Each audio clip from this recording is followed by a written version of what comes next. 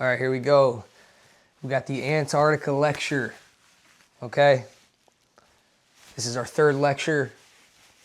You guys, there is a group of people that do seem to like these, so we're just going to keep them rolling.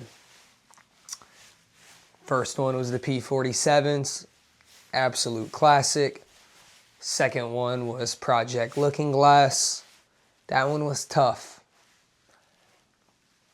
If I had to rank where this Antarctica one is, I'd put this second. I don't know if I'll be able to top that P-47. I mean, I said that when I dropped that one, that's going to be tough to beat that, because that answered the questions on all these missing scientists getting iced and why they're missing. So I do recommend that one is a must watch. But this one right here, highly requested. A lot of people wanted to watch this or wanted to learn about Antarctica. We're going to dive into this, and this should give you a lot of answers. Okay? It's going to be the same thing. If you guys want this, make sure you're subscribed, like the video. I'll send this over to you. If you're just watching this and starting this and you got somewhere to be in 10-15 minutes, save this video, add it to your playlist. Wait till you have a couple hours to just sit down and take in all this information. Don't rush this. This is this information, how this is put together. You're not going to find this anywhere else on the internet. So there's going to be information here you've never seen before. Like, how the fuck did he get this? We're going to be going, we're just going to get right into it. So you guys know how it is. These pages are put together. I read through the pages. Sometimes I'll add my input when it's necessary, and we keep the ball rolling, and you guys learn about Antarctica, which is something that they hide from everybody. Now, it might sound a little different. I'm a little bit sick, but hey, I'm on a tight schedule. We gotta put shit through.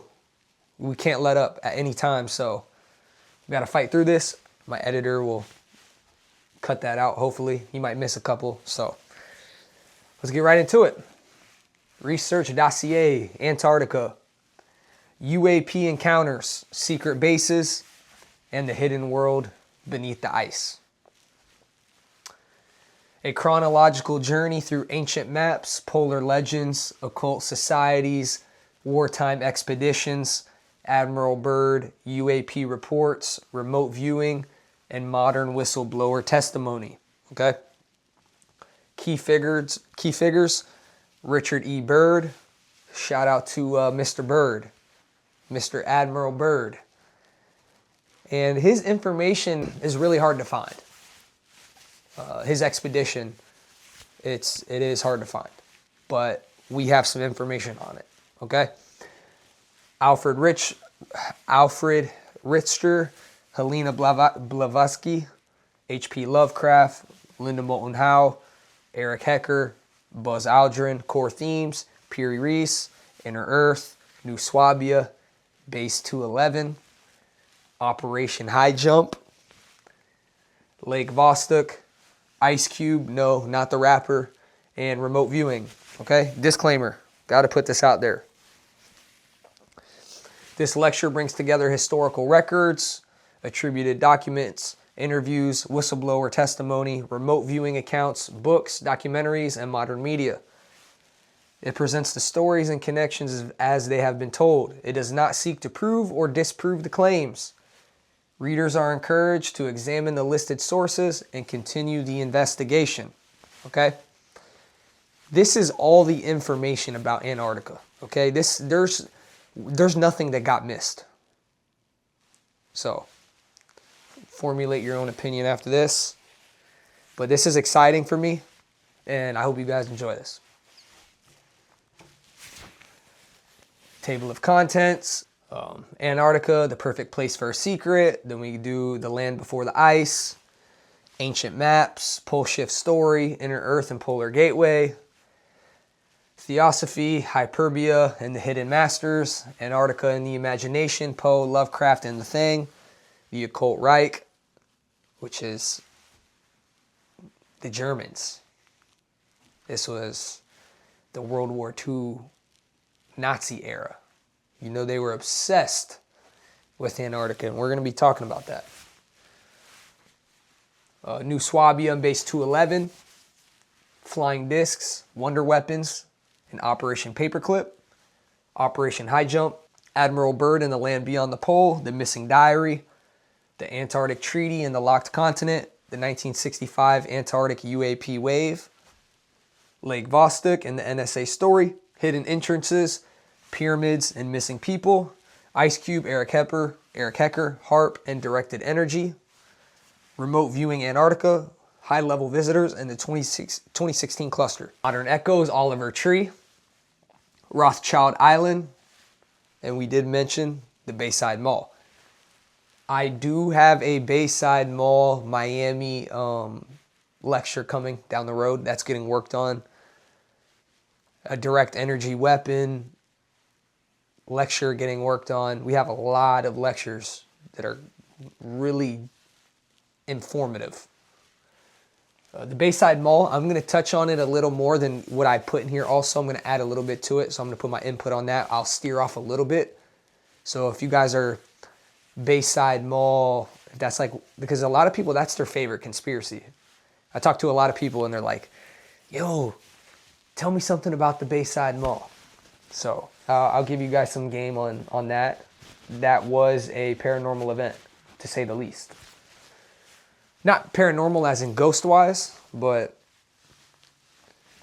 interdimensional. You could call them ghosts, you can call them whatever you want. They're beings, though. Antarctica and pop culture, master chronology, closing note, and then we got the sources, of course. Got to have the sources. So,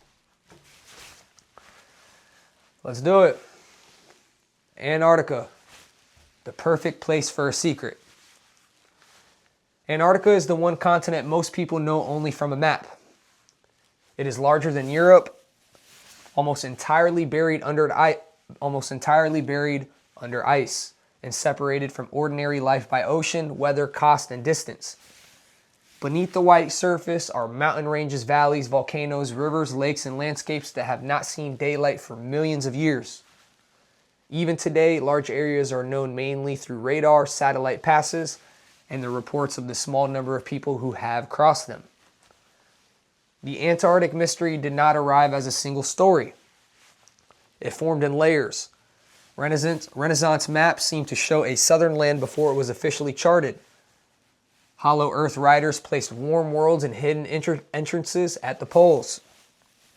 Theosophists and occult authors spoke of vanished civilizations, secret brotherhoods, Hyperbia, Agartha, and knowledge preserved through cycles of destruction. Then came German expeditions, Operation High Jump, Admiral Byrd, flying discs, UAP reports, remote viewing, strange scientific installations, and claims of structures beneath the ice. Each layer carries its own kind of evidence. There are expedition records, naval photographs, treaties, scientific papers, newspaper reports, interviews, attributed diaries, anonymous testimony, and stories repeated through books and film. Some accounts begin in archives. Others begin with a single witness. Many meet only later, when one generation uses an older mystery to explain a newer one. From the first pages, the central question is not simply whether one hidden base exists. The stories describe several possibilities. A remnant of Nazi Germany, an older human civilization, an inner Earth society, a modern black program, a non-human presence, or different groups occupying the same hidden geography at different times. Antarctica becomes less than a single mystery than a stage on which many unfinished stories converge. So that's when stories converge, it's hard to argue them. All my critical thinkers out there. You've seen how all them stories converged on the P-47s and the P-52s. When you watch that lecture, it's almost undeniable that is a real, that those P-47s and P-52s are roaming. It's hard to deny that. The clearest way through the material is to follow the order in which the ideas appeared. The trail begins with the land itself, then moves through maps, polar gateways, esoteric traditions, fiction, wartime expeditions, Byrd, post-war UAP reports, underground science, and modern testimony. By the end, Antarctica has become at once a physical continent, a military frontier, a hidden archive, and a symbol of everything believed to exist just beyond the edge of public knowledge. All right, let's go into the people. All right, people to know who they are. H.P. Lovecraft. I'm going to name their name, and then after, I'm going to describe their role in the Antarctic story. Okay, so we got H.P. Lovecraft, author of At the Mountains of Madness, the defining story of ancient non-human civilization beneath Antarctic ice. Edgar Allan Poe, author whose Arthur Gordon Pym carried readers toward a warm and unexplained Antarctic threshold in 1838. You got Helena P. Blavatsky, theosophical writer who lost continent, root race, and hidden masters framework shaped later esoteric histories. You got Piri Rice, Ottoman admiral and cartographer whose 1513 map became central to the ice-free Antarctica theory. Charles Hapgood, historian who argued that ancient source maps preserved knowledge of Antarctica before heavy ice coverage. You got John Cleves Sims Jr., early American advocate of Hollow Earth with openings at the poles. So, real quick, I want to stem on that. Basically, the only way to get into the inner Earth is through the North and South Pole. There's no other entries.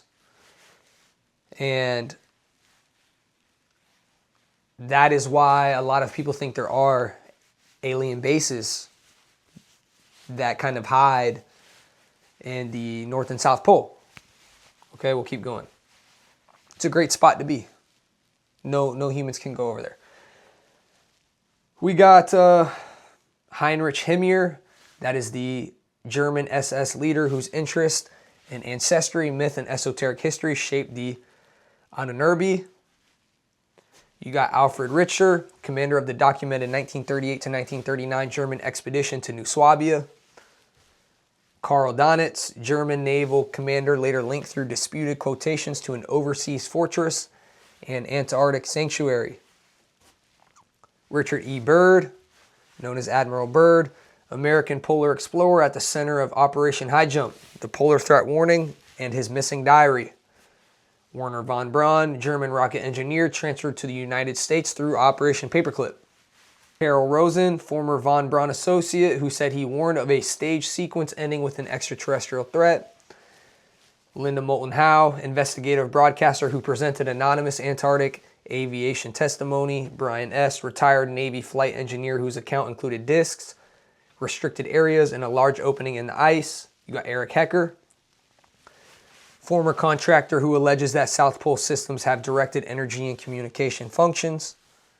Courtney Brown, founder of the Far Sight Institute, which conducted blind remote viewing sessions on Nazi Antarctica and high jump. Michael Salla, researcher who connected remote viewing, whistleblower testimony, Antarctic bases, and secret space programs. Buzz Aldrin, Apollo astronaut whose 2016 South Pole visit and evacuation became part of the modern Antarctic mystery. And then we threw in Oliver Tree, musician and filmmaker whose Antarctic footage became tied to alien-based claims after his 2026 death. So, I don't know if that is the reason Oliver Tree got smoked. It's fishy because the people in power don't play about this. They don't play about Antarctica. Very strict. This knowledge is very gatekept. So the land before the ice. Long before Antarctica became a frozen desert, it was a part of the southern supercontinent Gondwana. Forests grew near the South Pole, rivers crossed the land, and dinosaurs lived in climates that would be unrecognizable today. In 2020, researchers described fossil roots, pollen, spores, and sediments from West Antarctica that pointed to a temperate rainforest roughly 90 million years ago. The finding confirms something that sounds almost mythical. The white continent once contained green, living worlds. The continent changed slowly as land masses moved. Ocean currents shifted and the climate cooled. A large ice sheet began forming tens of millions of years before modern humans appeared. Beneath that ice, however, the older geography remains. Radar and gravity surveys reveal mountain chains, deep basins, canyons, volcanoes, and hundreds of subglacial lakes. The Gamburtsev Mountains rise beneath the East Antarctic ice like a buried range. Lake Vostok lies under kilometers of ice and may have been isolated for millions of years. These discoveries gave new life to an older question. If entire landscapes can remain hidden, what else might be preserved there? Alternative writers moved the timeline much closer to the present. They proposed that parts of Antarctica remain habitable near the end of the last ice age, perhaps until a sudden shift of the crust moved the continent into a colder position. In that version, a maritime civilization could have mapped its coast, built settlements, and escaped before the land froze. The idea is often connected to Charles Hapgood's theory of crustal displacement. Hapgood did not claim that the planet flips over in a single moment. He proposed that the outer crust could move over the softer layers below, changing where continents sit relative to the poles. Albert Einstein wrote a foreword to an early edition of Hapgood's work, which helped the theory reach a wider audience, although it did not make the theory accepted geology. They didn't accept this. The phrase pole shift now covers several different ideas. A magnetic pole reversal changes the direction of Earth's magnetic field. True polar wander describes the slow movement of the solid planet to its spin axis. Continental drift moves land over enormous periods of time. Catastrophe traditions describe something later, a sudden reordering of climate and geography. Antarctic stories often combine all four, which is why the same phrase can mean very different things depending on the speaker. Modern radar has revealed that Antarctica is not a flat block of ice. Beneath the surface lies a second continent of mountain chains, deep basins, river channels, volcanoes, and hundreds of subglacial lakes. The Gamburtsev Mountains rise beneath East Antarctica like an alpine range buried in darkness. West Antarctica contains broad valleys and low ground hidden below sea level. In places, the ice sheet is more than 4 kilometers thick, separating the visible world from a landscape no human eye has ever seen directly. This hidden geography gives older legends a physical setting. Warm valleys become geothermal regions. Underground seas become subglacial lakes. Polar openings become deep rifts or volcanic caverns. A story that once required an entirely hollow planet can now be placed inside a real maze of buried terrain. The discovery of every new lake or mountain does not confirm the legends, but it makes the phrase beneath Antarctica far more literal than earlier generations understood. Back in the day, most people just thought this land was ice. That's it. Until new technology came out, LiDAR systems, and they're beaming them over these ice sheets. And they're seeing, hold on, I think I think we've been wrong. We've been lied to. Ancient maps, Piri Reis, and the pole shift theory. The oldest object at the center of the Antarctic mystery is the surviving fragment of the 1513 world map drawn by Ottoman Admiral and cartographer Piri Reis. The map shows the Atlantic coast of Europe and Africa, parts of South America, islands, animals, ships, and a large southern coastline. Piri Reis wrote that he used a collection of earlier maps, including Portuguese charts and material he associated with the time of Alexander the Great. In the 20th century, Arlington Mallory and Charles Hapgood argued that the southern land on the map was not simply a distorted continuation of South America. They believed it showed the coast of Antarctica before it was covered by ice. Hapgood expanded the idea in maps of the ancient sea kings, proposing that unknown ancient navigators had surveyed the world with surprising accuracy and that later map makers copied fragments of their work. Other maps soon joined the story. The 1531 map of Oronce Fine appeared to show a large southern continent divided by rivers. The 1739 map of Philippe Bauch depicted southern land masses in an open central sea. To believers in a lost civilization, the maps look like surviving pieces of global archive. If Antarctica had been mapped while free of ice, then someone had possessed seafaring, mathematics, astronomy, and geographic knowledge far earlier than accepted history allows. Cartographic historians read the map differently. They point to the habits of Renaissance mapmakers, the tendency to enlarge unknown southern lands, the uncertainty surrounding South America's shape, and the absence of an explicit label identifying Antarctica. The southern coastline on the Piri Reis map may be stretched or rotated continuation of South America. Even so, the map remains powerful because it is visually suggestive and because Piri Reis openly acknowledged using older sources. The maps became more than a debate about coastlines. They became the opening charter in a larger story. A lost civilization maps the world. A disaster moves the crust, Antarctica freezes, its cities disappear beneath the ice. Centuries later, explorers, occult societies, military expeditions, and remote viewers return to the same hidden land. Whether the map proves that sequence or not, it gave the Antarctic mystery its first image. A continent remembered before it vanished. So, let's just say there was a civilization that was there prior to the pole shift. Before it got covered in ice. There was technology. They had technology back then. There's always been technology. Now, is it the same? Did they have smartphones? That's not what I'm saying. It might be technology that we can't comprehend. And the Germans wanted to go and get their hands on this. See if they could go and reverse engineer this and find ancient artifacts that maybe they could use to their advantage. 3 maps that fed the mystery. The Piri Reis map became famous because its southern coastline appears to continue eastward beneath South America. To Hapgood and his supporters, the shape resembled the coast of Queen Maud Land before it was covered by ice. The map's own notes added to the intrigue. Piri Reis said he compiled his work from many older charts, including maps associated with Portuguese sailors in the age of Alexander. The statement opened the possibility that surviving parchment was only the final copy in a much older chain of knowledge. There's no original thoughts. There's no original knowledge. It's all been passed down. You've heard me say this before. A lot of our technology comes from ancient Vedic, whatever however you say it, tablets, Hindu tablets. A lot of this knowledge is just recycled and kept. And then when it's time to release it, they release it.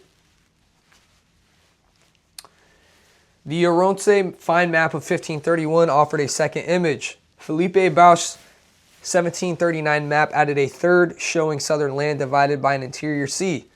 When these maps are placed side by side, they appear to tell a continuous story of cartographers preserving details that Europeans had not yet confirmed through direct exploration.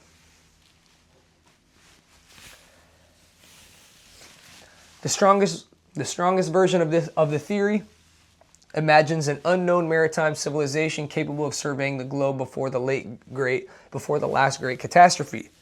It maps survive in royal libraries, temples, and navigation schools, then reappear in the Renaissance as incomplete copies. Antarctica becomes the missing proof of that civilization because it is the one continent whose coastline can remain hidden even after it has been mapped. Inner Earth and the Polar Gateway. Long before flying saucers were associated with Antarctica, writers imagined that the poles opened into another world. In 1692, astronomer Edmund Halley proposed that Earth might contain several hollow shells in order to explain changes in the magnetic field. Halley's model was scientific speculation, not a story about secret civilizations, but it gave later writers a respected name to place at the beginning of the tradition. In 1818, American Army officer John Cleve Sims Jr. announced that Earth was hollow, habitable within and open at the poles. He tried to organize an expedition to prove it. During the next century, novels and speculative works filled the interiors with oceans, suns, prehistoric animals, ancient peoples, and advanced societies. William Reed's The Phantom of the Poles and Marshall Gardner's A Journey to the Earth Interior argued that explorers had mistaken the curved edge of a polar opening for the pole itself. These books gathered recurring clues: unusually warm winds, birds flying north from the frozen regions, driftwood, colored snow, strange light, compass problems, and animals appearing where they should not survive. The idea was simple and irresistible. The polar regions were not the ends of the world. They were entrances. Esoteric traditions added other names. I'm sure you guys have heard of Agartha, Shambhala, and Hyperborea,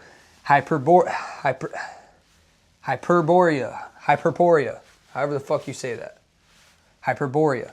And the hidden masters of Central Asian lore became connected to the inner earth.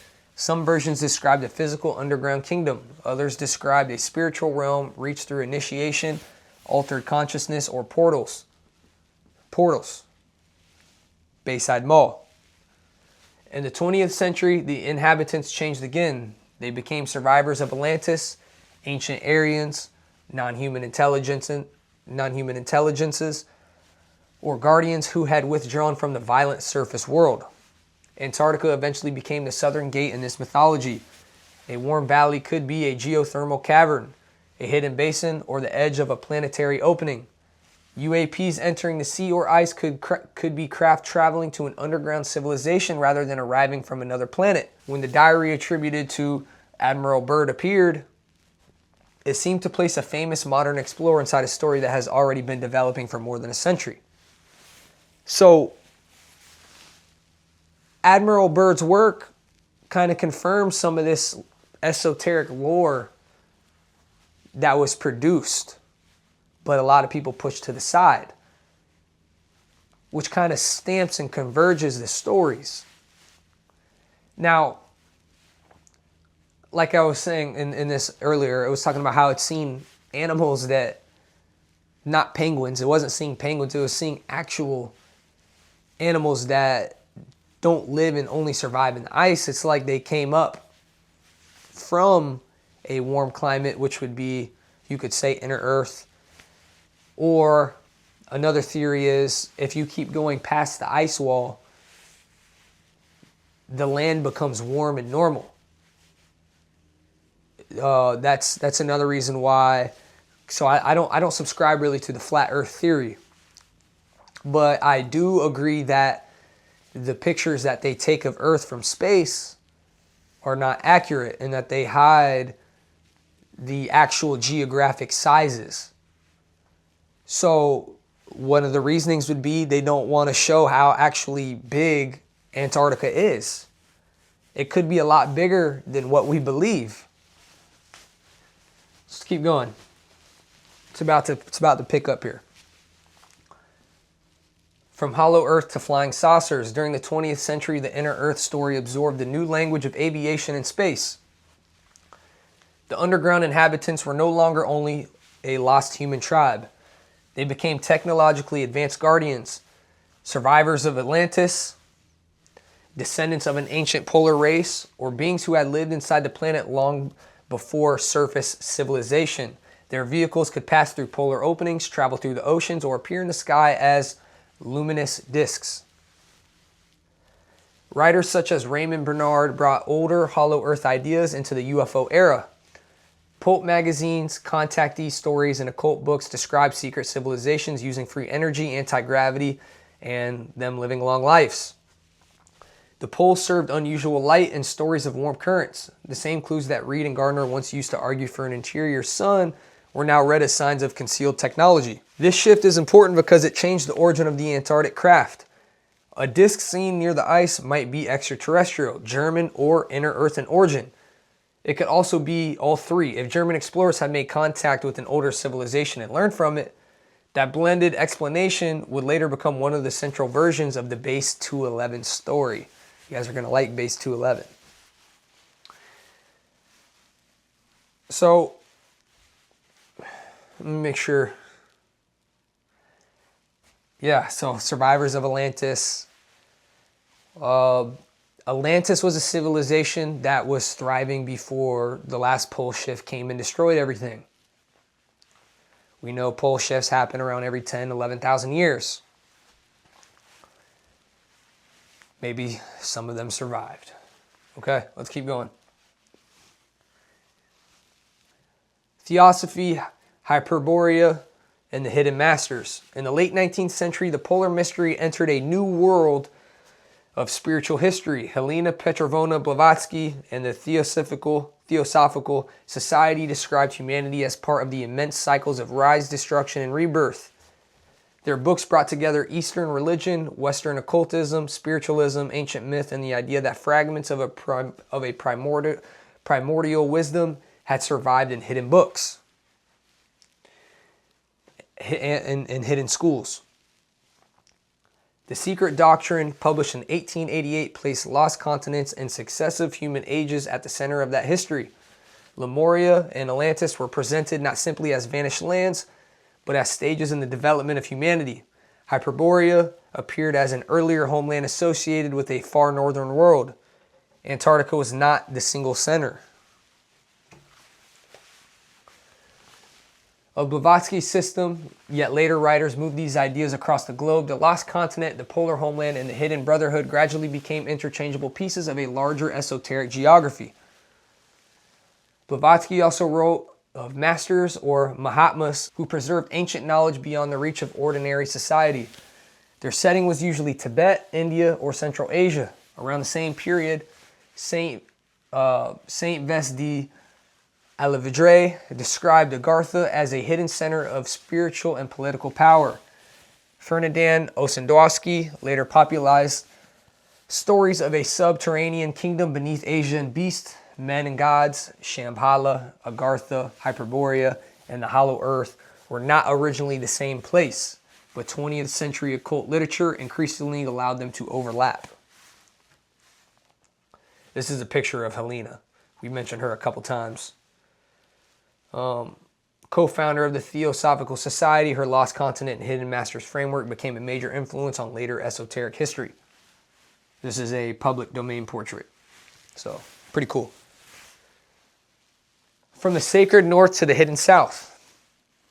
As maps and expeditions reduced the blank spaces of the Arctic, Antarctica became the more powerful location for a hidden civilization. It was farther away, more heavily sealed, and less accessible to ordinary travelers. The sacred north of Hyperborea remained a mythic origin, while the southern continent became a possible refuge, a place where survivors, archives, machines, or teachers could have endured beneath the ice. Later esoteric accounts describe libraries preserved from Atlantis, crystal technology, underground temples, and communities that withdrew before a planetary catastrophe. Some place these remnants beneath Tibet. Others moved them to South America, the Arctic, or Antarctica. The geography changes, but the pattern remains. A former civilization understands a coming disaster, hides its knowledge, and waits for a later humanity to rediscover it. These ideas eventually met the German occult story. Thule, who became both an ancient homeland and the name of a real Munich society, Vril shifted from a fictional energy in Edward Butler's and Edward Buller's Litton's The Coming Race into a supposed hidden force understood by mediums and secret engineers. The Anerbi searched for evidence of ancestral origins. When New Swabia entered the story, Antarctica already possessed the mythology needed to become a lost Aryan homeland. An Atlantean archive and an inner earth gateway were all three at once. Okay, let's go over the tradition. And then, so we got Theosophy. Hopefully I'm saying that right. I think I am. Original setting, root races, Lemuria, Atlantis, hidden masters. What later Antarctica stories borrowed, lost civilizations, cycles of catastrophe, preserved ancient knowledge. We've got Hyperborea, Thule, mythic far north and polar homeland. A primordial people associated with polar regions. You got Agartha, Shambhala, Central Asian and subterranean sacred kingdoms. Later Antarctic stories, and advanced society hidden below the surface. You got the Antarctic synthesis, the remote southern continent, a refugee archive gateway, or surviving civilization beneath the ice. Antarctica and the imagination, Poe, Lovecraft, and the Thing. Long before satellite maps and drilling projects, Antarctica was a blank page on which writers could place anything. The continent sat beyond the routes of ordinary travel, and every expedition report seemed to open a door into a world still unfinished. Fiction gave that unknown world its first great stories. Edgar Allan Poe's 1838 novel, The Narrative of Arthur Gordon Pym of Nantucket, follows a voyage farther and farther south. The ice gives way to warmer water, the sea turns milky white, strange islands and markings appear. The story ends suddenly as the boat approaches a vast current of mist and gigantic shrouded white figure rises ahead. Poe offered no final explanation, leaving the Antarctic edge as a threshold into something beyond the known world. This right here is a screenshot. The first publication of Poe Arthur Gordon Pym, 1837, public domain. This right here is H.P. Lovecraft in 1934. So, a good visual of them. Jules Verne returned to Poe's unfinished journey in An Antarctic Mystery, published in 1897. Verne tried to carry the expedition to a conclusion, mixing the adventure of polar exploration with a search for the fate of Poe's missing characters. The literary South Pole became a place where one story could disappear and another could attempt to recover it. H.P. Lovecraft gave Antarctica its most enduring ancient alien mythology. Written in 1931 and published in 1936, At the Mountains of Madness follows a scientific expedition that drills into ancient ice, finds unfamiliar bodies, and discovers a ruined city older than humanity. Murals inside the city reveal a pre-human history of Earth, while the Shoggoths, engineered life forms created as servants, survive beneath the mountains. The expedition returns with a warning: do not go back. Lovecraft wrote, while Richard Byrd's expeditions were making international headlines, aircraft, radio, geology, drilling, and polar camps made the impossible feel almost reachable. His Antarctic horror did not depend on ghosts. It depended on the idea that science could uncover a history too old, too large, and too dangerous for modern people to absorb. 2 years after Lovecraft's serial appeared, John W. Campbell published Who Goes There? A research team finds a non-human organism frozen in Antarctic ice. Once thawed, it can imitate living beings perfectly. The story later became The Thing, transforming the Antarctic station into a sealed world where isolation, identity, and contamination became impossible to separate.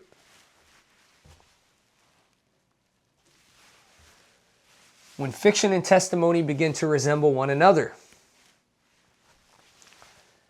The later Antarctic mystery repeats many of the same images. An expedition crosses a forbidden boundary. Something ancient is found beneath the ice, a base loses contact, a survivor carries a warning, officials contain the discovery, and the public receives only fragments. Those similarities do not require one simple explanation. A witness may describe something that resembles an older story. A storyteller may borrow a familiar image, or both may be drawing from the same enduring fear that Antarctica preserves a chapter of Earth's history that was never meant to be opened. All right, let's go to the year. 1838, work, Edgar Allan Poe, Arthur Gordon Pym, image of Antarctica. Warm southern waters, strange symbols, an unexplained white figure at the edge of the world. Then in 1897, Jules Verne in An Antarctic Mystery. Her image, the image of Antarctica, a return expedition seeking the truth behind an earlier lost voyage. In 1936, H.P. Lovecraft, At the Mountains of Madness. His image of Antarctica, a pre-human history, a pre-human city, ancient beings, and forbidden history beneath the ice. 1938, John W. Campbell, Who Goes There? Image of Antarctica, a buried non-human organism awakened inside an isolated research camp. 1982, work, John Carpenter, The Thing. Image of Antarctica, Antarctic isolation as the perfect setting for an intelligence that can hide inside human form. All right, here we go. This is one of my favorite parts right here. The occult Reich, Thule, Vril, and Admiral. Here we go.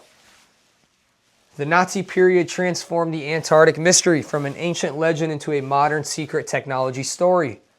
Germany's interest in Antarctica was not born from one occult society, but the political world that produced National Socialism was filled with racial mythology. lost homeland theory, secret orders, pseudo archaeology, and a belief that ancient knowledge could be recovered and weaponized, like I was talking about earlier. They were going and trying to find something they could go and use. The Thule Society was a real Volkish organization active in Munich after the First World War. It mixed nationalism, anti-Semitism, Germanic mythology, and occult interests. Several people connected to the early Nazi movement moved through the same circles. Although the society did not simply command the later Nazi state and later literature, Thule became the hidden spiritual engine of the Reich and the link between German elites, ancient Aryans, Tibet, Hyperborea, and polar mysteries. The Vril Society occupies a more uncertain place. The word Vril came from Edward Bulwer Lytton's 1871 novel, The Coming Race, which described an underground people using a powerful energy. Later stories claim that German mediums, especially Maria Orsic, received technical information from beings in the Aldebaran system and helped inspire disc-shaped craft. Photographs, diagrams, and names such as Vril, Hanubu, and Andromeda Garat now circulate widely, but much of this material appeared after the war and often without a clear chain back to wartime documents. So I don't know if you know anything about Maria Orsic, but that lady helped build the famous German craft, the Die Glock. I don't know if you know any bit about the Die Glock lore, but that was basically, it was shaped like a bell. And that was one of the first human-made, you could say, extraterrestrial type of crafts. And what's funny is, I guess they got the Die Glock to work, and there was a crash into a farm field. I can't tell you the exact year. I believe it was the 80s, where a bell-shaped Die Glock crashed, and there were Germans inside of it. So you could probably try to find something on that on the internet. It's probably, I don't know, it might be covered up, but there was a newspaper article that did talk about how a bell-shaped craft, and that was the Die Glock. It was more of like a time travel type of craft, from what I've read. Not necessarily directly like wormhole technology, because a lot of these UFO crafts travel. They open. This is like the best way to get a visual.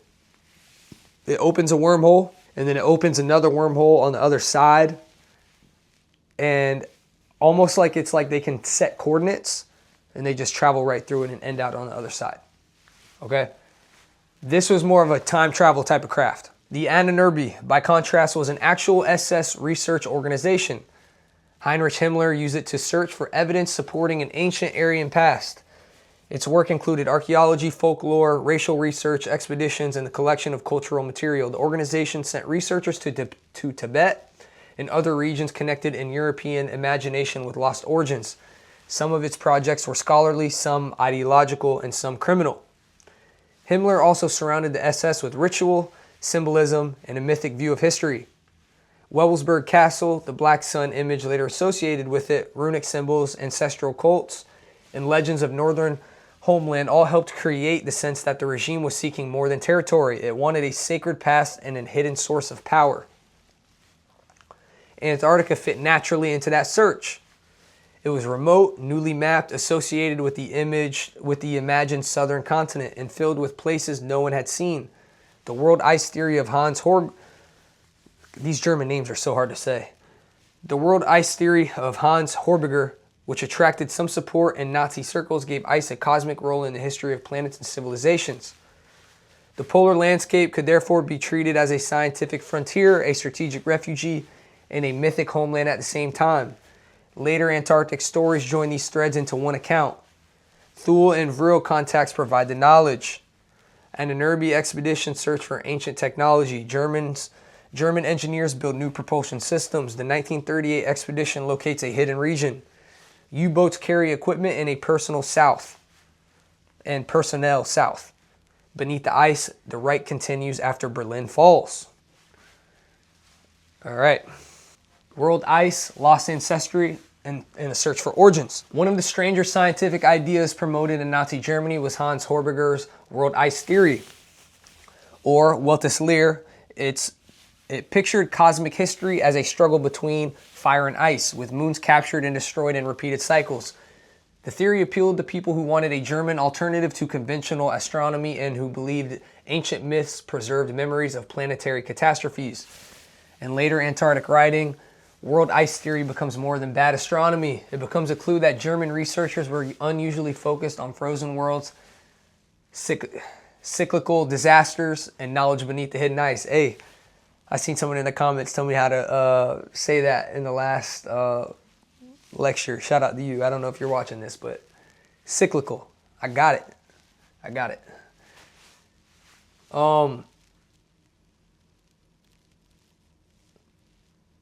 The Antarctica. What do I do about these fucking German names? This shit is fucking. It's too much. The Antarctica expeditions to Tibet and other regions also became part of the story. Its researchers measured people, collected manuscripts, studied folklore, and searched for traces of an imagined ancestral civilization.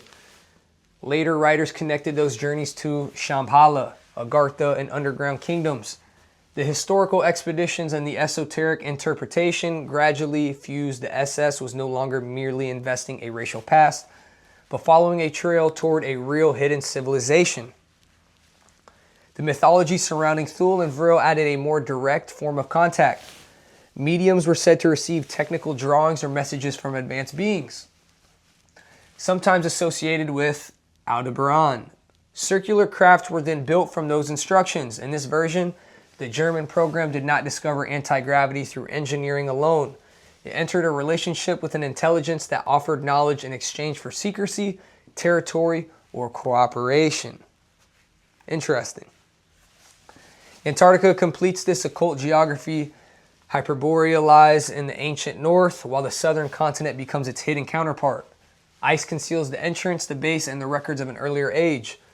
The war may have ended in Europe, but the deeper project moved to the one place where myth, science, and military secrecy could continue together. Okay? So, let's get into this. This part's kind of crazy. Okay? New Swabia and Base 211. You haven't heard about this anywhere. Don't even lie to me. Okay, I do know I got, if you are watching my lectures, you probably got ball knowledge, so, because this really is super niche. Super niche. Germany's 1938 to 1939 Antarctic expedition is the solid historical foundation beneath the Base 211 legend. The ship Schwabenland sailed under Captain Alfred Richter with an aircraft, photographer, scientist, and survey crews. Dornier flying boats launched from the ship and photographed a large section of Queen Maud Land. German markers were dropped, maps were produced, and the ice-free areas such as the Schirmacher Oasis drew attention. Here's a picture right here of the boat. This is a cool picture. This is the MS Schwabenland, the catapult ship that carried the 1938-1939 German Antarctic expedition. The aircraft and launch equipment visible on deck were used for long-range aerial surveys. So that's a cool image right there. Like I said, just ask me for this. Ask me for the lecture. I'll send it over to you. Just DM me. The expedition had practical motives. Germany depended heavily on the imported whale oil, and Antarctic whaling grounds were economically important. The government also wanted geographic knowledge and prestige. The expedition did not create a recognized colony, and no public record describes the construction of a permanent underground base. Yet the mission occurred only months before the Second World War and involved a regime already known for secrecy, rapid technological development, and large underground projects. After the war, the expedition was reinterpreted as the first stage of hidden settlement. The alleged facility received many names: Base 211, Station 211, New Berlin, or the New Swabia Sanctuary. In some versions, German aircraft found warm, ice-free valleys heated by geothermal activity. Engineers then expanded natural caverns into tunnels, factories, docks, laboratories, and living areas. The U-boat story became central. Germany built submarines capable of long journeys, and several surrendered months after the European war ended. Rumors claim that others carried scientists, officials, prototypes, art, gold, or Hitler himself to South America and Antarctica. Grand Admiral Karl Donitz was repeatedly quoted as saying the submarine fleet had built an impregnable fortress for the Führer in another part of the world. The meaning, date, and the wording of the quotation vary across sources, but it became one of the most repeated lines in the Base 211 literature. The occupants of the base changed depending on the storyteller. The earliest version is a surviving Nazi colony. Later versions add virile mediums, SS occult researchers, advanced German engineers, and non-human allies. Some describe reptilian beings who gave the Germans technology but controlled the larger agenda. Others describe human-looking visitors from Aldebaran or the Pleiades. In the most developed version, Antarctica becomes the birthplace of a breakaway civilization with its own fleet, economy, science, and political goals. Base 211 also explains several later mysteries within one story. It provides a reason for Operation High Jump, a home for German flying discs, a destination for missing U-boats, a place for recovered ancient technology, and an underground setting for modern whistleblower accounts. Its power comes from the ability to connect events that otherwise remain separate. So, I think... So they like to say the reptilians are the ones that live beneath the surface. I think that's pretty accurate, to be honest. Now you've seen that they were getting this technology before World War II started. And that's why this also kind of proves my point that the world is scripted and theatered, because the ancient bloodlines have reptilian DNA, correct? Hitler was connected to the ancient bloodlines. He was a Rothschild. If he wasn't connected and there wasn't a world script in play, they wouldn't have lost this war. Okay? That whole war was just basically staged to set up and give... I don't want to get this video taken down just for saying this, but to give certain people a section of Palestine. That's all this war was about, to give them their own homeland, because they didn't have any yet. And they had to pick. Theodor Herzl, the creator of Zionism, Theodor Herzl, talked about two places, Argentina and, of course, Palestine. They ended up getting Palestine. And where did Hitler flee to? The other spot. Let's keep going. The voyage of the Schwabenland. The Schwabenland was not an ordinary exploration ship. It had been fitted with compressed air catapults used to launch Dornier flying boats for long-range survey work. During the expedition, aircraft photographed large areas of Queen Maud Land and dropped metal darts bearing the swastika to mark the territory from the air. The photographs revealed the mountain ranges, nunataks, and ice-free rock in a region that remained almost unknown to the wider public.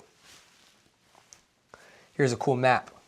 Okay, this is the location of New Swabia and Queen Maud Land, the region mapped by the 1938-1939 German Antarctic expedition, mapped by Thomas Blomberg. And that's where they say it's at. Okay, the expedition returned before the war began, and no public record shows the construction of a permanent German station. The legend fills the gap between survey and settlement. Aircraft identify warm lakes or cavern entrances. U-boats return with engineers and supplies. Tunnels are enlarged. Generators installed in workshops moved beneath underground. The base becomes self-supporting through geothermal heat, hydroponics, underground water, and technology unavailable to the surface world. Some accounts describe a purely human fortress built as a final refugee for the Reich.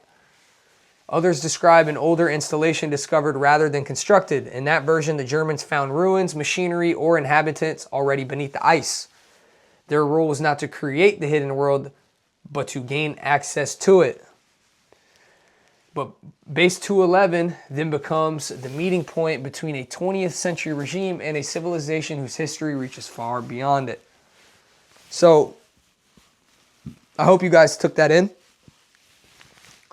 Base 211, crazy lore behind that.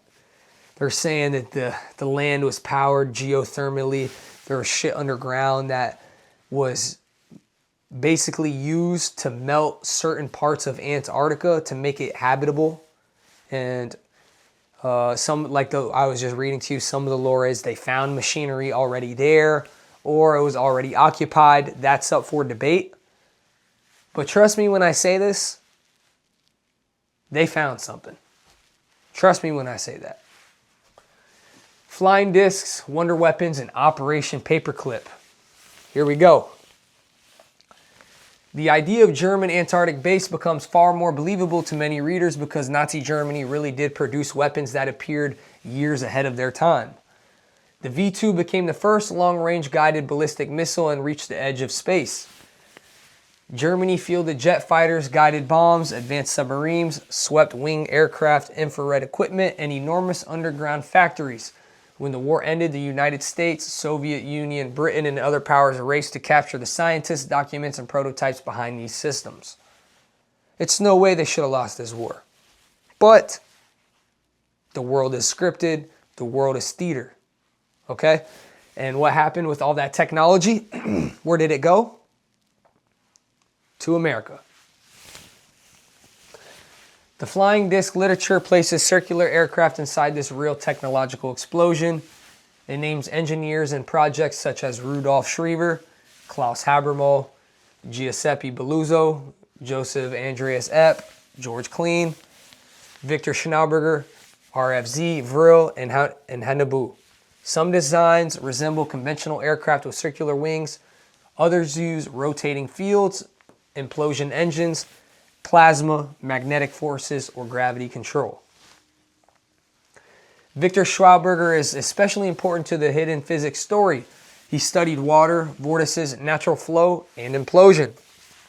Later accounts link him to devices that could produce, lift, or unusual energy effects. Whether or not those devices flew, his work became part of a larger belief that German researchers were exploring a different branch of physics. One based on vortices, ether, resonance, and the control of natural forces rather than the combustion alone. They said, screw combustion engines. Let's get to it. Operation Paperclip moved more than 1,500 German scientists, engineers, and technicians into American programs. Werner von Braun and his rocket team became central to the United States missile and space effort. Other specialists entered aviation, medicine, intelligence, and weapons research. The transfer created a lasting question. If the public rocket program came directly from captured German work, what happened to the technologies that remained classified or were considered too sensitive to reveal? Bad boys are stored away. In the Antarctic version, the visible scientists were only a part of the story. The most advanced teams escaped with prototypes and archives, so they didn't get everybody. The most advanced German scientists escaped to Antarctica and Argentina. Okay? While other knowledge was divided between American, Soviet, and hidden German programs, Antarctica became a place where the technology continued outside normal governments. Later secret space program testimony describes a dark fleet that began with German bases and eventually operated beyond Earth. Werner von Braun also entered the modern disclosure narrative through Carol Rosen, who worked with him in the 1970s. Rosen said von Braun warned that weapons in space would be justified through a sequence of manufactured enemies. First the Soviet threat, then terrorists, rogue nations, asteroids, and finally extraterrestrials. She summarized the last step as the last card will be the extraterrestrial threat. That warning is frequently connected to the idea of a staged alien invasion. In this interpretation, governments may reveal selected UAP information while hiding the origin of advanced human craft. A false external enemy could then be used to unite nations, expand surveillance, or place weapons in space. Antarctica fits this theory because it offers a remote base of operations, a history of German technology, and a setting where human and non-human programs are already difficult to separate. So that's what's next on the checklist. They're gonna stage an alien invasion. It's coming. It's coming. I don't have a time period on it, but it's coming. Because we're already in a one world government now. It's just not, the NPCs don't believe that yet. But to make the NPCs believe that and to put everyone under a mass surveillance and to keep everyone in and center them in, they got to stage an alien invasion. They have to. It's gonna kill a lot of things. It's gonna hurt religion. It's gonna be very destructive. But that's what they want. The missing technology line. Excuse me.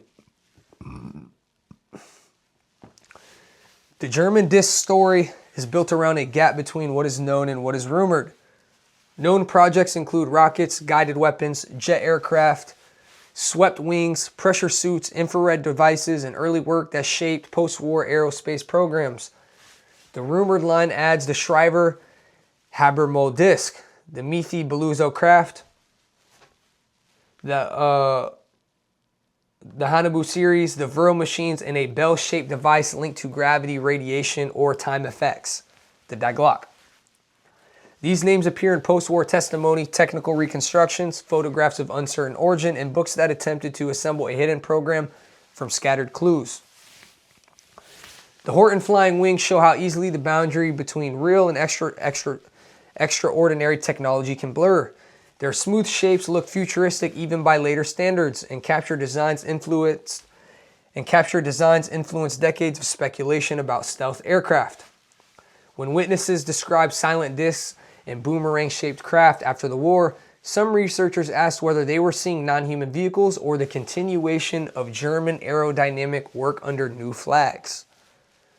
Operation Paperclip gave the story a visible path into the United States. The Soviet Union conducted its own transfers, engineers, files, components, and laboratories were divided among the victors. The Antarctic theory adds a third destination, the personnel and devices that were never captured. Those teams were either escaped south or were deliberately protected because they had entered a program too valuable to destroy. The story expands into post-war world. The Avrocar, experimental lifting bodies, classified aerospace craft, underground laboratories, nuclear propulsion, and eventually a secret fleet. Werner von Braun's public journey from the V2 to the moon becomes the visible half of a much larger transfer. Carol Rosin's warning about a final extraterrestrial enemy becomes the final question. If advanced craft are eventually revealed, will the public be told where they truly came from? No, they won't. Operation High Jump. In late 1946, the United States Navy launched one of the largest Antarctic expeditions ever attempted. Operation High Jump, officially the U.S. Navy Antarctic Development Program, assembled roughly 4,700 personnel, 13 ships, and 33 aircraft under Task Force 68. Rear Admiral Richard H. Cruzen commanded the force, while Admiral Richard E. Byrd directed the expedition's exploratory work. Task Force 68 at a glance, okay? Personnel, roughly 4,700 sailors, aviators, scientists, engineers, and support staff. They brought the whole shebang. They brought everybody. They knew what the Germans were doing. So they sent their best, all right? Ships, 13 vessels, including the carrier USS Philippine Sea, seaplane tenders, transport tankers, an icebreaker, and a submarine. Aircraft, 33 aircraft used for transport, photography, reconnaissance, and mapping. Command, you got Admiral Richard H. Cruzen, commanded Task Force 68. Richard E. Byrd directed the exploratory program. Base, Little America 4, was established on the Ross Ice Shelf. So right when they got there, they set things up. Duration, the main operation ran through the Antarctic summer of 1946, 1947, and returned earlier than many later retellings expected, okay? They seen something. They had to get the F out of there, right? Here's a picture. This is a rare picture. A U.S. Navy R-4D aircraft on Antarctic ice during Operation High Jump. This is a sick picture right here. Super cool. The public mission included aerial mapping, photography, equipment testing, cold weather training, base construction, and the study of possible polar operations. The force included an aircraft carrier, seaplane tenders, transport tankers, icebreakers, destroyer-type support, and a submarine. The expedition established Little America 4 and sent aircraft over enormous stretches of coastline and interior terrain. High jump was dangerous even without an enemy. Weather changed rapidly. Ice damaged the ships. Aircraft faced navigation problems. And the PBM Mariner George 1 crashed during a mapping flight on December 30th, 1946. 3 crewmen died while 6 survivors endured the ice until rescue, seasonal limits, and mechanical problems shortened the operation. That's what they tell you. The alternative account tells a different story. High jump was not merely a scientific and training mission. It was a heavily armed search for the German sanctuary in New Swabia, okay? Their secret base that we just talked about. Reconnaissance aircraft found entrances, installations, or craft. Disc-shaped vehicles rose from the sea or emerged from beneath the ice. They moved faster than American aircraft, turned without normal limits, and used beams or energy weapons. Planes were destroyed, ships were threatened, and the task force withdrew after discovering the hidden force was technologically superior. All right? That's what really went down. The Germans really did have a base in New Swabia that the select group of the elite German scientists. You thought the Operation Paperclip, where they brought those 1,500 scientists, yes, don't get it twisted. Those were elite German scientists. But the real elite scientists went to New Swabia, base 211, okay? And they were using that type of technology to keep Admiral Byrd and his team out, and were shooting down their crafts. They literally had a mini battle out there. We're going to keep going into this. They had to withdraw because they were technologically way superior. So yes, Operation Paperclip, yes, they did bring some of their wonder weapons over, but the real meat and potatoes of that technology, hey, they couldn't. We didn't have nothing that could fuck with that shit. Nothing. And that's why I say it's comedy that they really paint the picture. They lost the war on purpose. That was the whole play. Okay, it's everything is scripted. They should have never lost this war with all this technology. But the reason is, I told you guys, Hitler was a Rothschild. It's that simple. I shouldn't even be saying that word because they're gonna take the video down. AH came from an elite bloodline. It's that simple. He was put into power to go and give them land in Palestine. It's that simple. Once that was succeeded, they had to lose the war for that to happen, though. They had to be made to look like the bad guys, right? And then what happened? They transfer everything to New Rome, America. So let's keep it going. Some versions describe German pilots, others describe non-human crews or a mixed force. A later remote viewing project pictured saucer craft, underground structures, human and reptilian personnel, in a one-sided battle between conventional naval aviation and advanced vehicles. So these 1947 planes we had, you see the picture from the last slide, they were trying to go neck and neck with these crafts. And yeah, they couldn't, yeah. Those Wright brother planes cannot mess with that technology. We'll just say that. All right, in a one-sided battle between conventional naval aviation and advanced vehicles. In the darkest version, which was what I was just explaining.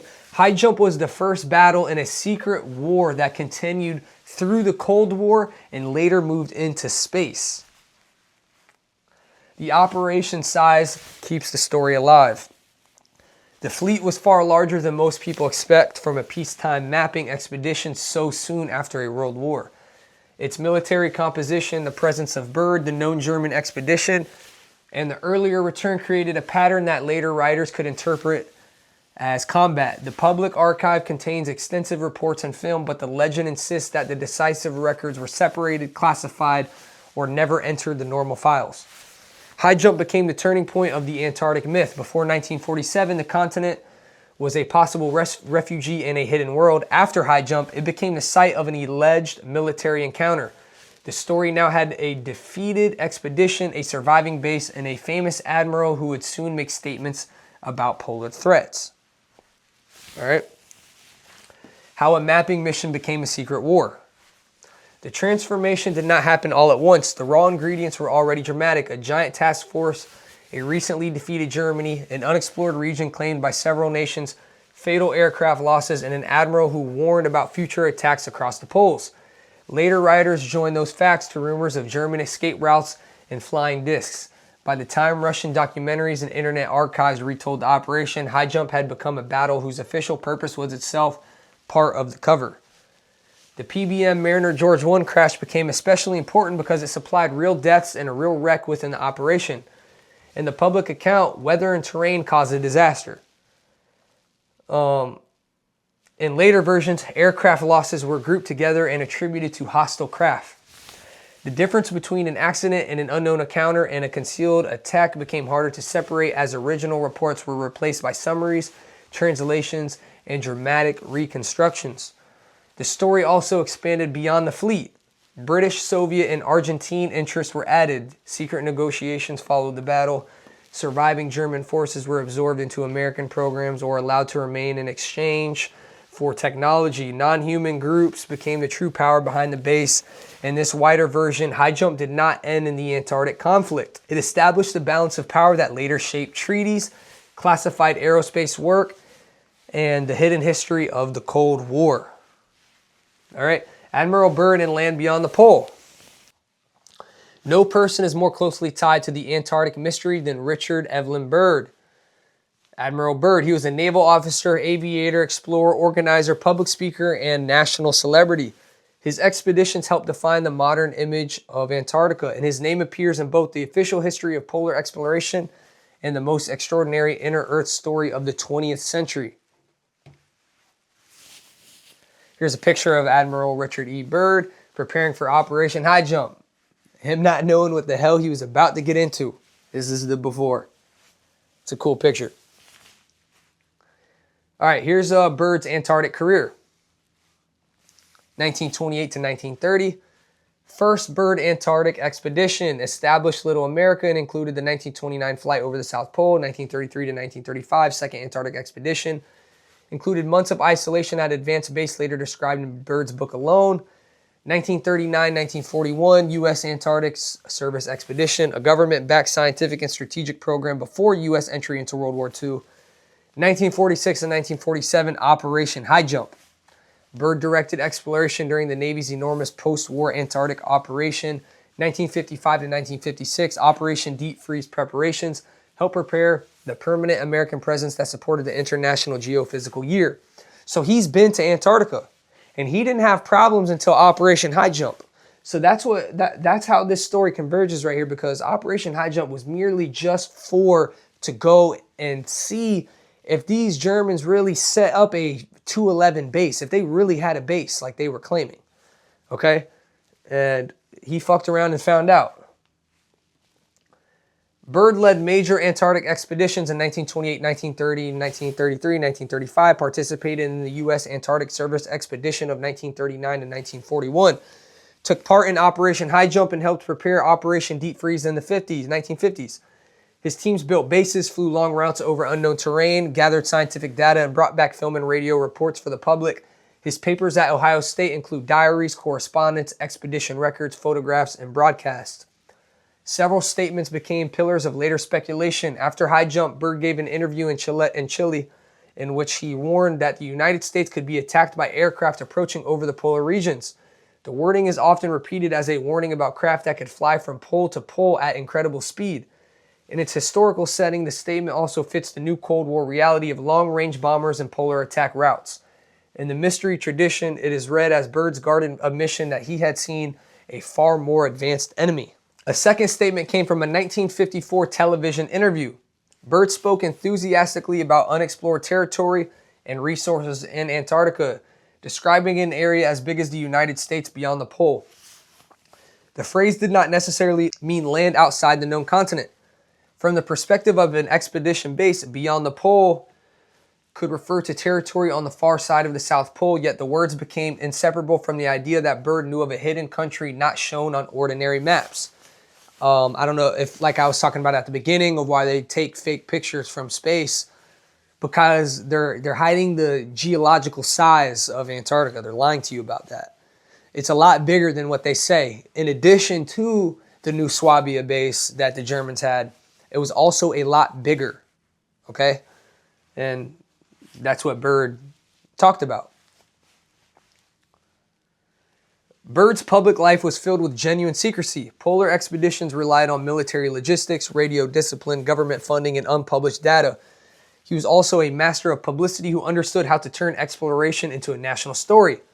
He knew how media worked, you could say, which also ultimately, I believe, led to his death. That combination makes him difficult to reduce to either a simple hero or a simple witness. He moved between public spectacle and restricted operations, between science and strategy, and between the known map and the blank spaces beyond it. The surviving public archive and the attributed diary tell two very different versions of Byrd's life. In one, he was a celebrated explorer working through military and scientific institutions. In the other, the expeditions brought him into the contact with a hidden world, and the public record preserves only fragments of what he learned. The Antarctic legend lives in the space between those two accounts. So they're hiding they're hiding a lot of his work. And if you want to know where a lot of his work is, it's pretty simple. The Vatican. Okay, the explorer as witness. Byrd was uniquely suited to become the central witness because he had actually crossed the boundary between the known and unknown world. He flew over regions that had never been photographed, lived alone through an Antarctic winter, commanded large expeditions, and moved comfortably among presidents, military officers, scientists, and the press. When later stories needed a person who could plausibly have seen something impossible, few names carried more authority. His experience at Advanced Base also added a psychological dimension. During the second expedition, Byrd spent months alone in darkness and extreme cold while suffering carbon monoxide poisoning. His published account alone described isolation, altered perception, and a profound spiritual encounter with the Antarctic environment. Later readers sometimes treat that experience as preparation for the deeper revelation attributed to him in 1947. The mystery, therefore, gathers around moments when Byrd's words seem larger than their immediate context. The warning about polar attack, the unexplored land beyond the pole, his insistence on Antarctica's resources, and his continued involvement in permanent American operations. Each statement can be read with conventional strategy and geography. Together, they form the outline of a man who may have known that Antarctica was not simply an empty continent.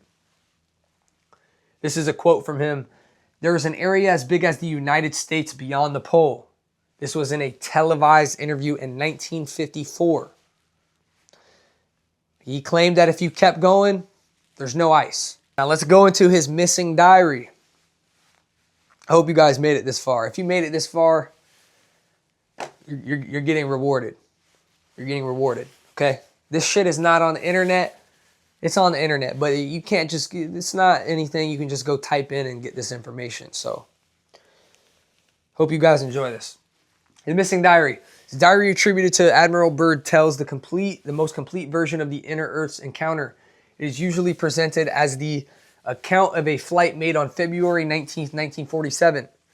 During the period surrounding Operation High Jump, the text first became widely available through later esoteric publishing and was included in a 2012 volume titled The Secret Lost Diary of Admiral Richard E. Byrd and the Phantom of the Poles. The story begins as a routine polar flight.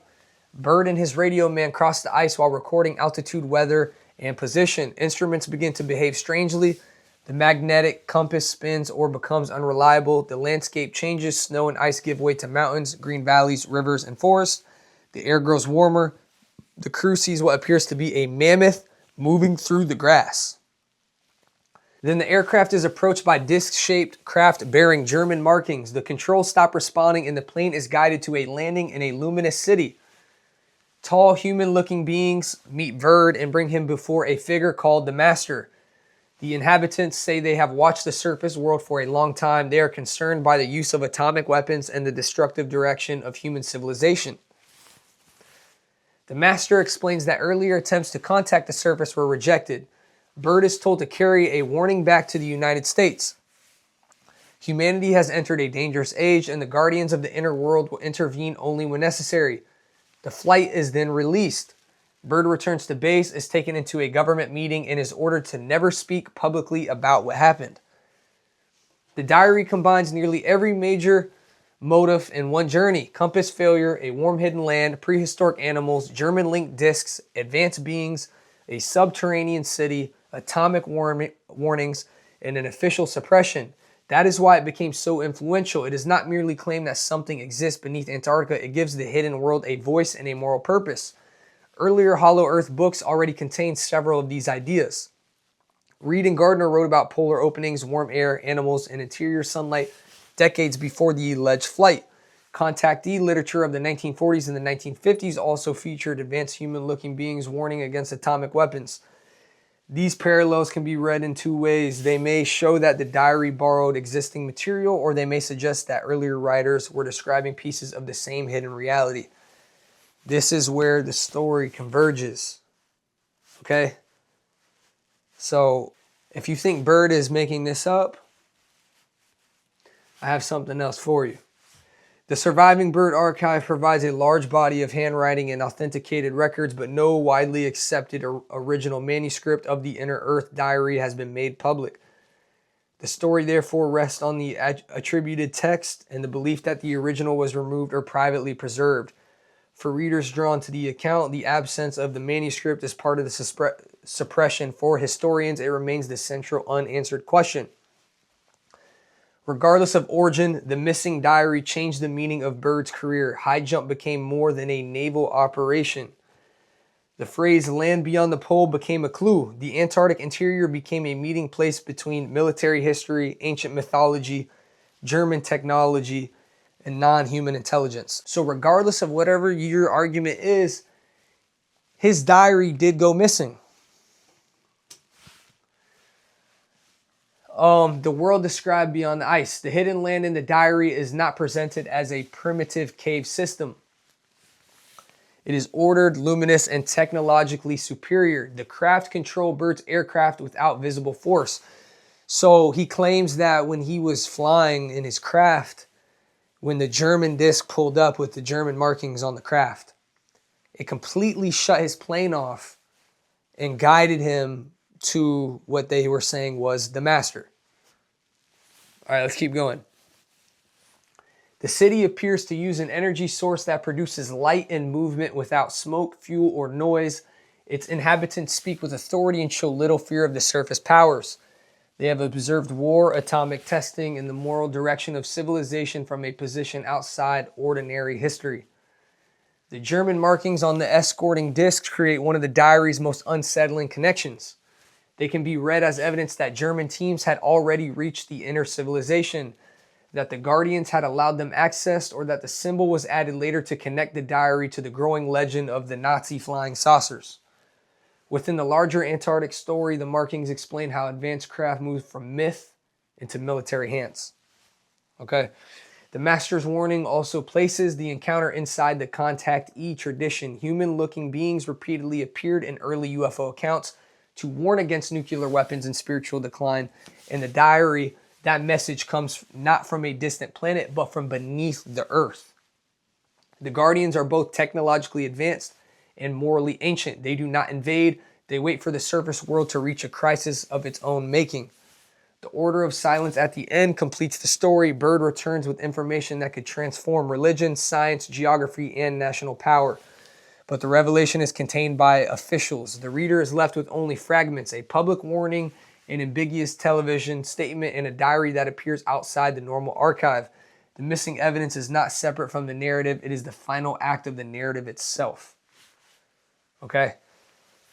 So you're seeing how all this is starting to converge, how, and you've seen in the earlier page, I think around, it was like page 11 or 12, as we're talking about New Swabia and the secret German base, how this all converges to Operation High Jump. It all connects. So that's really what Operation High Jump was about. The Antarctic Treaty and the Locked Continent. All right, here we go. So right after shit was getting weird, the Antarctic Treaty was created.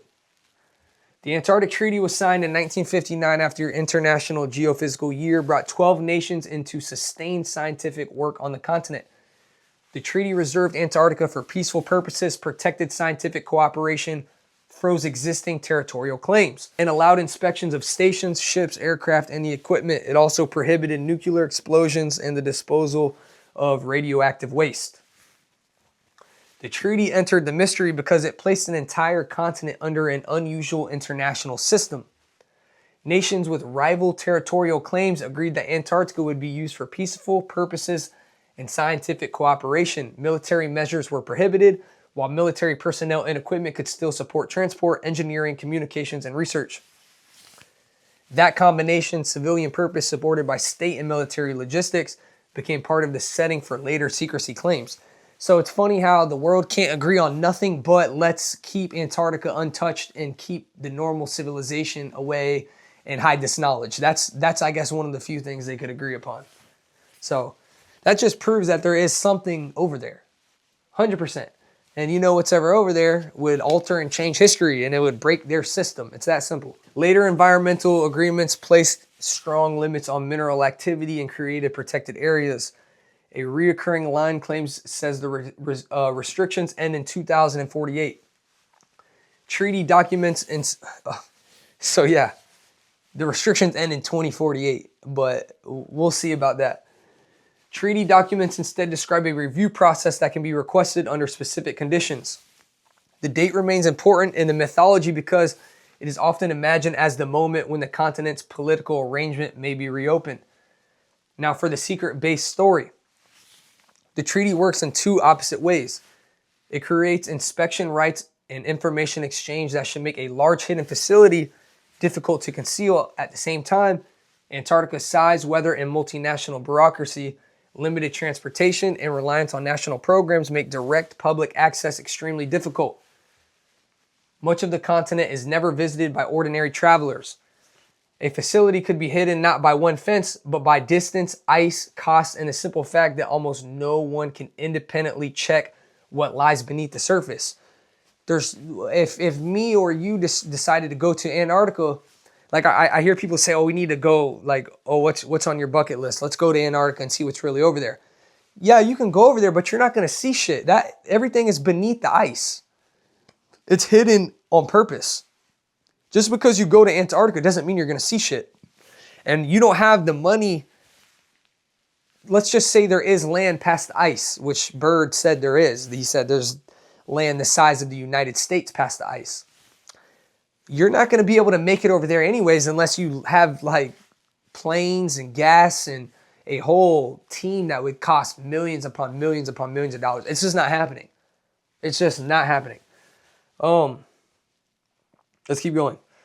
For those who believe Antarctica shelters a shared secret, the treaty offers a ready explanation for how rival governments might cooperate there. For others, its inspection rules and information exchanges are evidence that large national programs are not operating in complete isolation. Either way, the continent remains difficult for outsiders to examine directly, and that distance gives the treaty a permanent role in the story. Okay? 1965 Antarctic UAP wave. In 1965, Antarctica produced one of the strongest early UAP episodes connected to the continent. Personnel at Argentine, Chilean, and British stations reported luminous objects over the Antarctic Peninsula and nearby islands. The events occurred during a period when official military and scientific organizations still used the terms such as flying saucer and unidentified flying object in public reports. Okay, this is all in public reports. There was massive amounts of sightings in this time.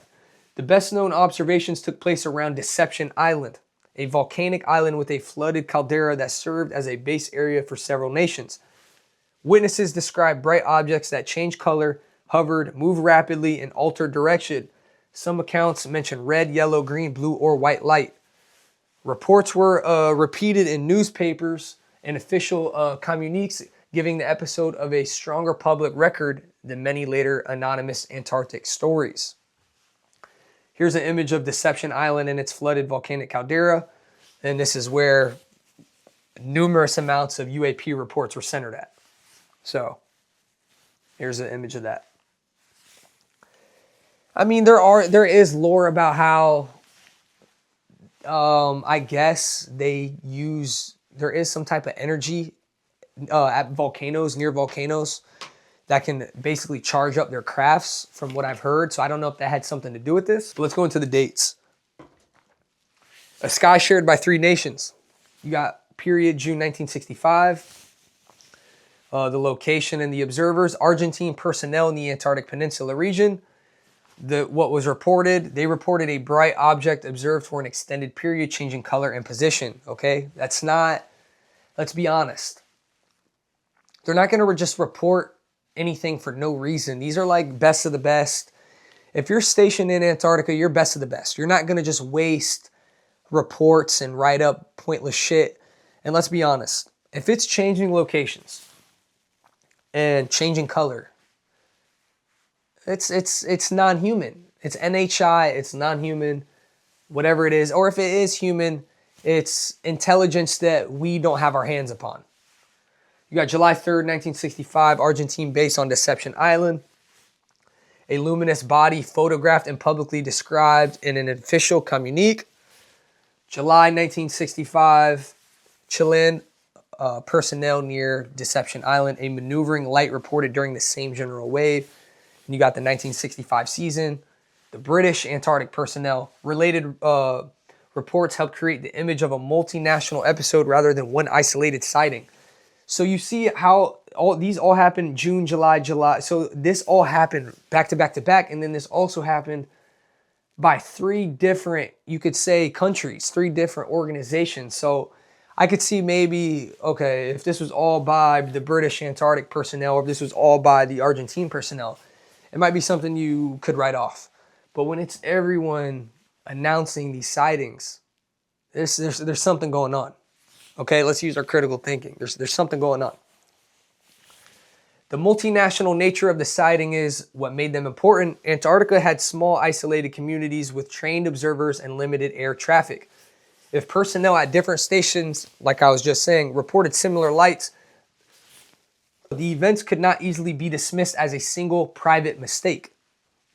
At the same time, the harsh environment offered many possible natural sources: unusual atmospheric refraction, astronomical objects, auroras, volcanic activities, meteors, and the difficulty of judging distance against the dark horizon, okay? Some researchers have proposed that at least one photographed object was connected to a bright star or planet. That may explain part of the wave, but the reports do not all describe the same time, position, or behavior, so that should automatically take that out of the book, okay? So yes, maybe one of these had something to do with some shit that was happening in space, but that was just one account because they happened at different times. If they happen at different times, that can't be the same object that they're seeing. So they all seen something different. All right, for later writers, the 1965 wave supplied exactly what the Base 211, New Swabia, and Inner Earth narratives needed. Post-war sightings in the same region where hidden facilities were already said to exist.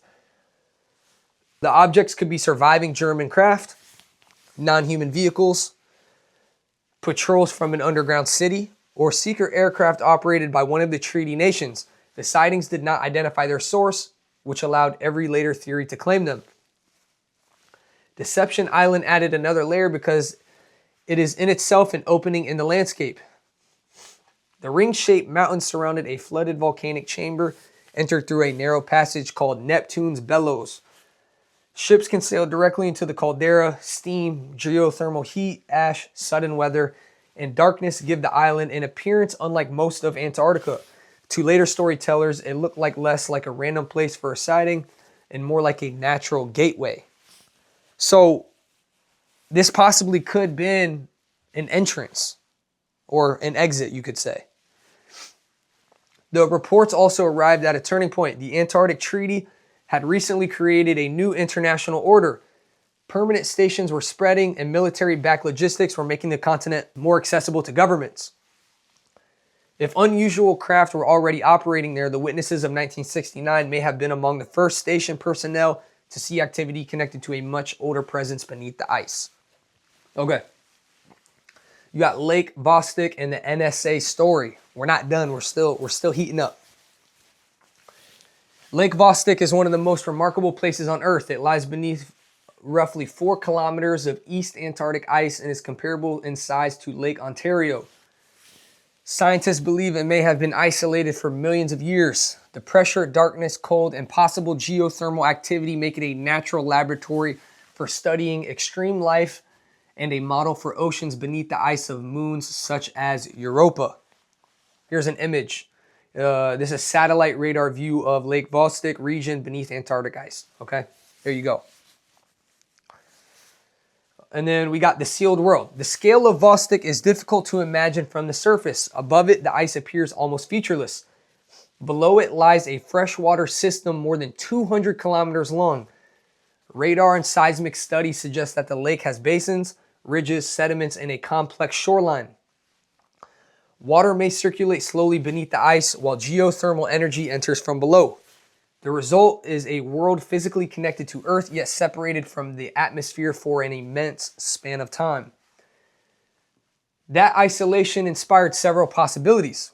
Microorganisms might have evolved along an independent path. Larger ecosystems might survive around vents or warmer zones. Ancient biological material could remain preserved in sediment.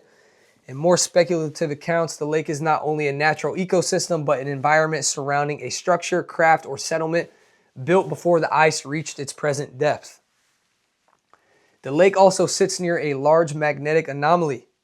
Surveys found a strong change in the magnetic field over part of the lake, suggesting unusual geology beneath the ice. The combination of hidden body of water, an unexplained magnetic feature, and the possibility of isolated life made Lake Vostok a natural center for extraordinary speculation. In 2001, an anonymous story claimed that a NASA mapping mission had been stopped by an NSA override. According to the account, a spokeswoman accidentally mentioned national security issues and was removed from a press conference. Satellite images were supposedly withdrawn, researchers disappeared, Russian activity increased, and an enormous warm chamber of hidden ecosystem was suspected beneath the ice. The story also named a missing Russian scientist, Ivan Toskovoy, and connected the lake to unusual bubbles, geothermal heat, and a powerful source of magnetic energy. Okay, hold on. What's going on beneath that, right? The account spread because it mixed real details with dramatic additions. Lake Vostok existed. The magnetic anomaly existed. Scientists were debating contamination risks. NASA was interested in technology for exploring ice-covered worlds. The anonymous narrative placed the NSA inside the real scientific story and turned the lake into a possible sealed world. Literally, there might be some whole shit that's going on below this lake. So, if you got time, look up Lake Vostok. I mean, you're not going to find much on this. This information you're getting right here, you probably have never heard of this. But what, in my opinion, what stamps this is you got the NSA coming in telling NASA, listen, cut it out. Because there is some shit going on beneath that ice. There is. There's weird magnetic anomalies, geothermal. Why is it warm underneath this ice? What is going on? So there you go. That's some inner Earth world shit right there. All right, then we got what we got right here? We got the page that preserved the NSA account later added a statement from Australian geologist Harry Mason, whose name had become attached to the story. Mason said he had not verified the anonymous material and disputed several of its details, including the imagery, station locations, and an official-looking release number. The correction became part of the Vostok narrative rather than its ending. The original account continued to circulate while the lake itself remained one of the most extraordinary hidden environments on Earth. It's one of the most extraordinary, but it's one of the most hidden. Like I said, how can it be the most extraordinary, but it's the most hidden? It's one of those yin yangs. That's what makes sense. Something that's that insane, of course, is going to be the most hidden. Good luck trying to find anything on this. Lake Vostok, therefore, carries two stories at once. One is the scientific theory of a vast body of water sealed beneath kilometers of ice. Okay, maybe. The other is the intelligent story of restricted imagery, missing personnel, unusual heat, magnetic energy, and a discovery taken out of the public hands. The two have been repeated together for so long that Vostok now occupies the same place in Antarctic lore that Area 51 occupies in the desert. A real location surrounded by questions about what may exist beyond its acknowledged purpose. The NSA override narrative. In its fullest form, the story reads like a modern polar thriller. Remote sensing teams detect an anomaly. In its fullest form, the story reads like a modern polar thriller. Remote sensing teams detect an anomaly. Information is unexpectedly restricted. A press briefing goes wrong. Intelligence officials intervene. Russian scientists become unreachable. A hidden chamber emits unusual heat or magnetic energy. And the public story of microbial research conceals a discovery with national security consequences. The appeal of the narrative comes from the way it joins three frontiers at once. The search for life beneath Antarctic ice, the search for life beneath the ice of other worlds, and the secrecy surrounding advanced sensing technology. If a sealed ecosystem or artificial structure existed at Vostok, the first images and samples would have scientific, military, and even religious importance. The claim that an intelligence agency took control, therefore, feels like a natural continuation of the mystery. Whether the original anonymous account was reporting events, building fiction from real science, or mixing both. Okay? Now let's keep going. We're only heating up. Hidden entrances, pyramids, and missing people. Satellite imagery brought the Antarctic mystery into the home. Anyone with Google Earth could search mountain ranges, coastlines, and ice shelves for openings, geometric shapes, dark voids, or features that appear to change between image dates. Coordinates began circulating with claims of hangars, tunnels, pyramids, crashed craft, and entrances large enough for aircraft. What's funny is you could go and, like, say you pull up like early 2000s Antarctica and you look at certain coordinates, it looks damn near, like you'll see, like, they, like, say you find something, right? Say you're using Google Earth and you find something weird, find an anomaly, and you get the coordinates. That shit will get scrubbed, patched, and removed. And you can find multiple instances of that happening. Okay? That's easily verifiable. You can look that up. Find multiple examples of that. The images vary widely. Some show dark openings and steep rock. Others show sharply triangular peaks, long shadows, geometric ridges, or features that seem different and larger in later satellite passes. Antarctica also contains real caves, volcanic systems, lava tubes, crevices, geothermal fields, subglacial channels, and enormous openings created by moving ice. Every interpretation begins with the same photograph, but the imagined destination changes: a natural cavern, an ancient ruin, a hangar, a portal, or an entrance into the interior. The so-called Antarctic pyramids became especially popular because the photographs resemble something familiar at a scale that is difficult to judge. In one version, they are mountain peaks. In another way, they are monuments built before the ice. In a third, they mark chambers or installations below the surface. Without close-range surveys, the image remains open enough to support several stories at once. So it is hard to tell just looking from Google Earth. It's not enough. But it goes back to say why we're not allowed over there. Because if we had enough, then we could get down to the bottom of it, and that's what they don't want. Anonymous aviation testimony added human witnesses to the satellite images. Linda Moulton Howe interviewed a retired Navy flight engineer known publicly as Brian S., who said he flew missions in Antarctica. His account included several disc-shaped craft. Included silver disc-shaped craft. A large opening in the ice, unusual restrictions, scientists transported under strange circumstances in areas pilots were told not to approach. And we know why. The story is compelling because it describes the continent from the viewpoint of a working aircrew member rather than a distant theorist. So this is someone that was actually out there. The witness talks about routes, cargo, weather, orders, and the feeling that ordinary logistics were covering something larger. The account also connects several existing themes: a giant entrance, a no-fly zone, missing scientists, and craft that appear to operate from below the ice. Antarctica has real cases of disappearance and unexplained death. In May 1965, ionospheric physicist Carl Desch vanished while walking between a remote facility and Byrd Station. Searchers followed his tracks until wind and snow erased them, and his body was never found. And then you got in 2000, astrophysicist Rodney Marks died at the South Pole from methanol poisoning. Investigators could not determine exactly how the methanol entered his body. All right, that was a cover-up. Neither case proves a connection to UAPs or hidden facilities, but both entered the surrounding mythology because they occurred in isolated scientific settings where ordinary investigation was difficult. Antarctica magnifies uncertainty. A missing person may leave no trace. A medical evacuation may take days.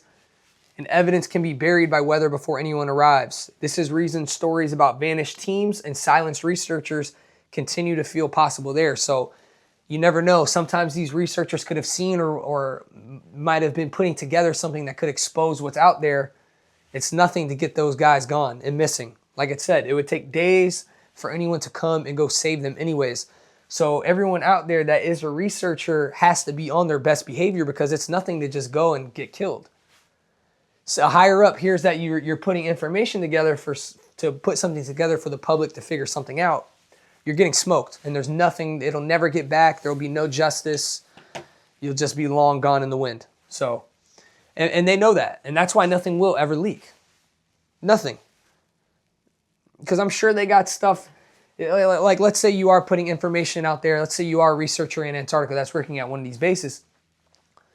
Where are you going to, okay, you want to put something together to leak. You're going to need the internet. You're going to have to write your information down. You're going to have to do something if you want to show proof. They're going to find out that all your devices are tapped. The computer you're working on is tapped. There's no way to hide around it. And that's the same thing when you work at these secret bases, when you work at Area S4, you work at Area 51. Any of these secret bases, you're tapped. Your whole family phone is tapped. Everything is tapped. So the moment you step out of line, it's easy. And there's teams of people that'll sit there that are dedicated to watch your every step. And they're paid very high amounts, working around the clock 24/7.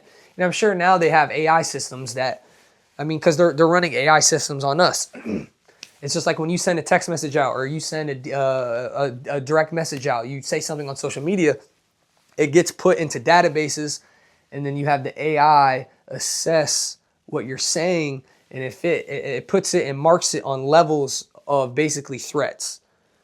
So let's say, and that's why any event that happens, any terrorist event that happens now, they let it happen because a lot of times they're messaging, they're messaging in Telegram group chats, or they're trying to put something together.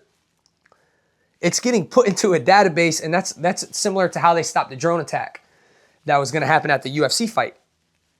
There was text messages that were getting sent out about this plan. It gets sent to a database. It assesses the threat. Hold on, ping, ping, ping. You're caught red-handed. So if anything does happen nowadays with this global surveillance that they have already set upon us, that most people don't even realize it is upon us, it was purposely let to go through. Same thing. I mean, this is the same thing, the same story with Pearl Harbor. They had information that the Japanese were coming to go and drop bombs on Pearl Harbor, but they needed something to get the Americans to go and they needed the Americans to want this war. It's the same story every time. Of course, they knew they were coming, but it was in their best interest to let it go through. It's that simple. Same thing. So I know I got a little bit off track with that, but these researchers can't leak shit, basically, is what I'm trying to tell you. And that's why you see sometimes these guys go missing and these guys just die, because you're free meat out there. So good luck trying to leak some shit. Let's go to the next page.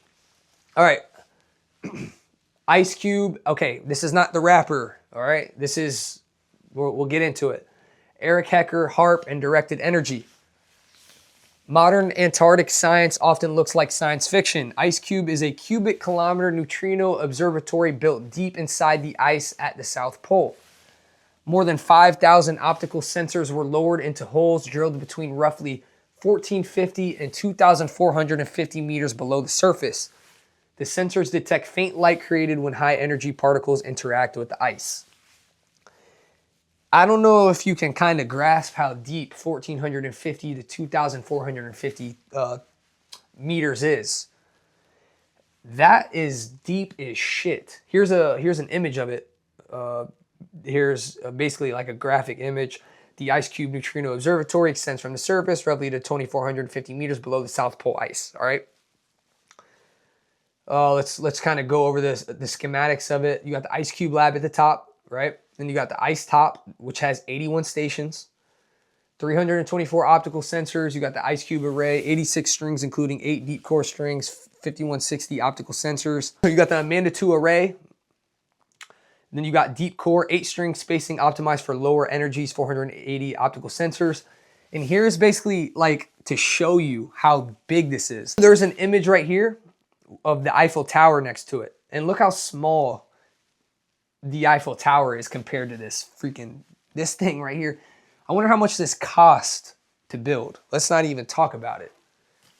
Let's not even get into the cost of that, because if the Eiffel Tower is measured to that size compared to this thing right here, how do we even got some shit? It goes all the way to the bedrock of Earth. You can't go deeper. So let's keep going. Let's get into it. A machine the size of a cubic kilometer. Okay, Ice Cube changes the imagination of what can exist beneath Antarctica. It is not a single underground room, but an instrument spread through a cubic kilometer of transparent ice, cable sensors, timing systems, calibration devices, computing equipment, and surface trays and surface arrays operate together as one machine. Its scale is larger than many city districts, yet almost all of it is invisible from above. So like, look, if you see the image right here, you got just like this small, it's not small, but you got this just regular laboratory. And then that's just sitting on top of this massive piece of tech. Let's get into it.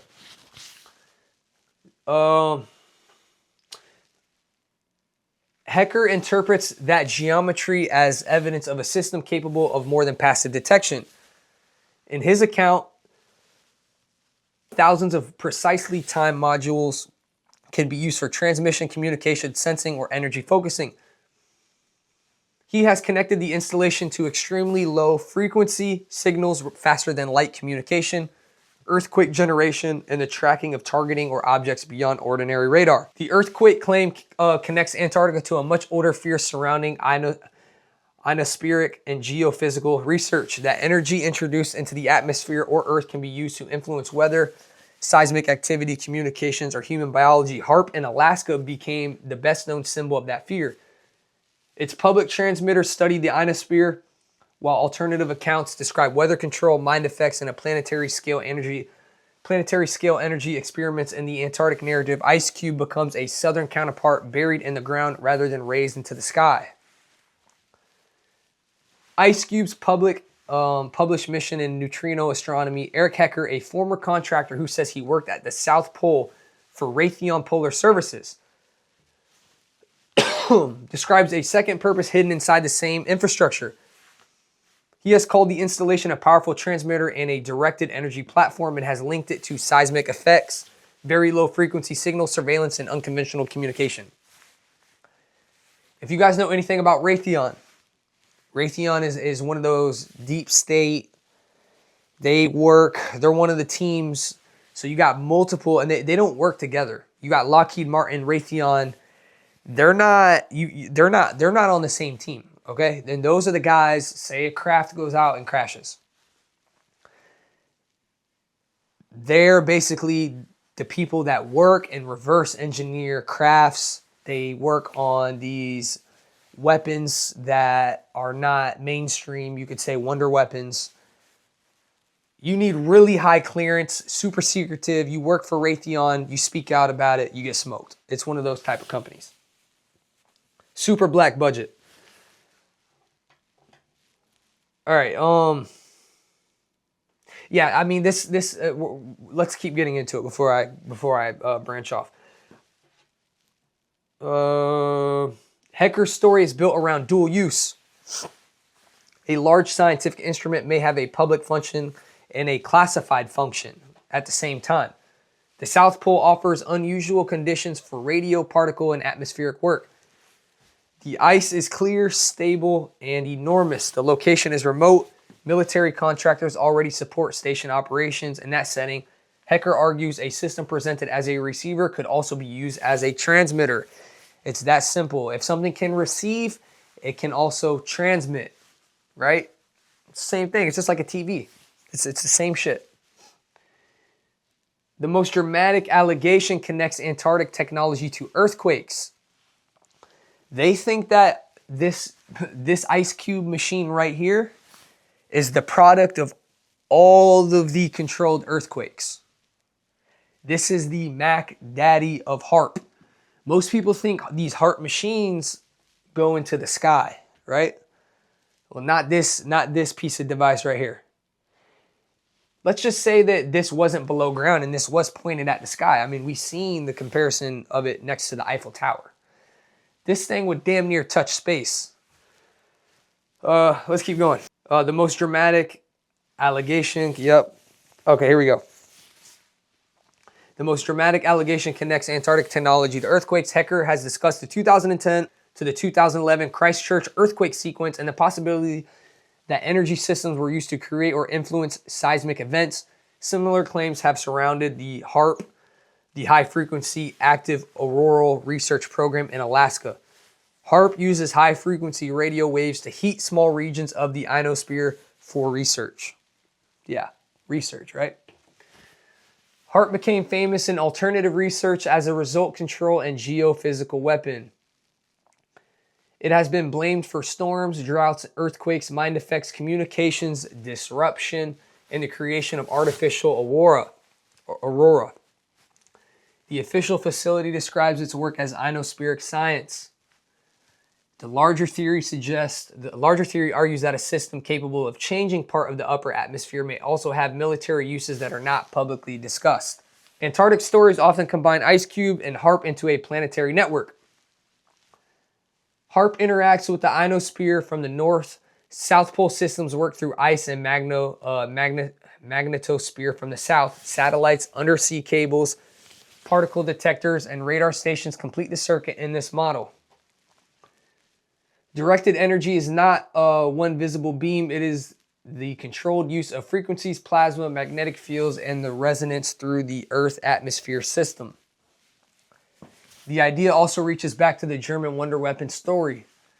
If Nazi engineers explored electromagnetic propulsion, plasma weapons, vortices, or gravity control, then post-war programs may have absorbed that work. Operation Paperclip provides the historical bridge. Antarctica proves the remote laboratory. Hecker's testimony then becomes a modern echo of the same hidden physics tradition. Another Antarctic experiment, ANITA, added a genuine scientific anomaly. The balloon-borne antenna detected unusual radio events that appeared to come upward through the ice, as though very high-energy particles had crossed the Earth before producing a signal. Scientists have explored reflections, ice structure, particle physics, and other explanations. The events do not point directly to a secret base, but they show Antarctica can produce signals that challenge existing models. The larger question is whether advanced systems are being discovered, built, or both. IceCube may be only what its published design says. Hecker may be describing a hidden capability. HARP may be a research observatory, a dual-use system, or one part of a wider network. The public record does not settle the matter for those who believe the most important functions would never appear in the public record in the first place. No, they're not telling you this shit. Simple.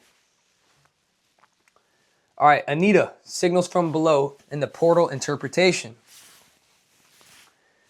ANITA added a different kind of mystery. The balloon experiment searched for radio signals produced by high-energy particles. But several unusual events appeared to rise from below the horizon. The signals became famous because an ordinary particle moving through that much Earth should have been absorbed.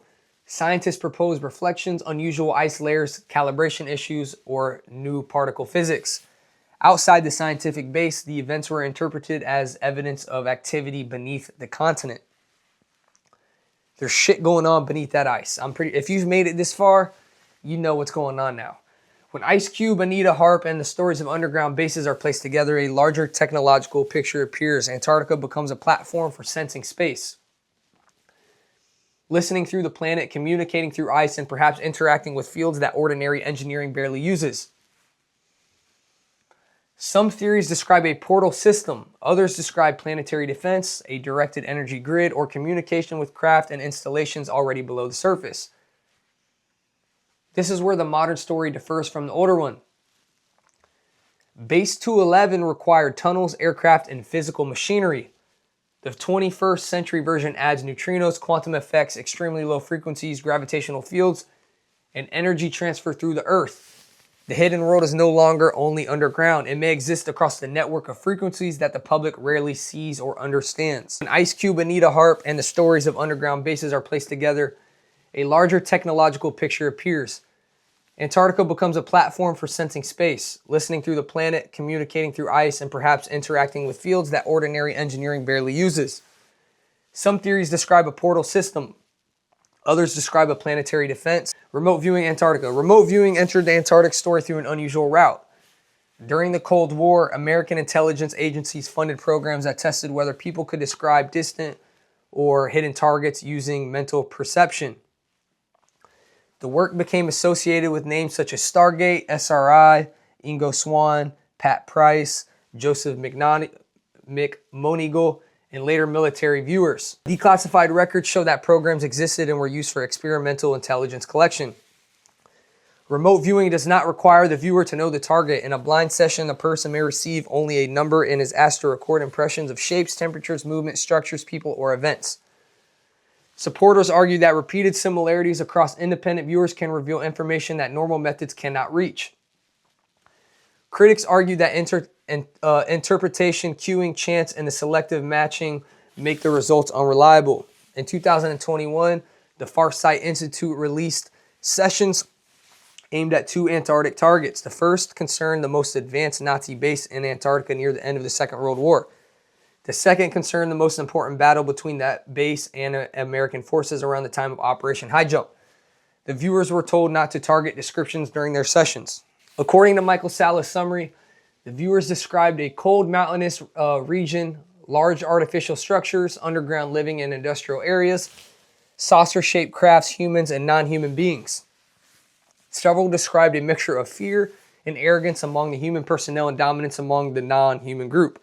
Sala interpreted the setting as a German Antarctic colony assisted by reptilian and human-looking extraterrestrials.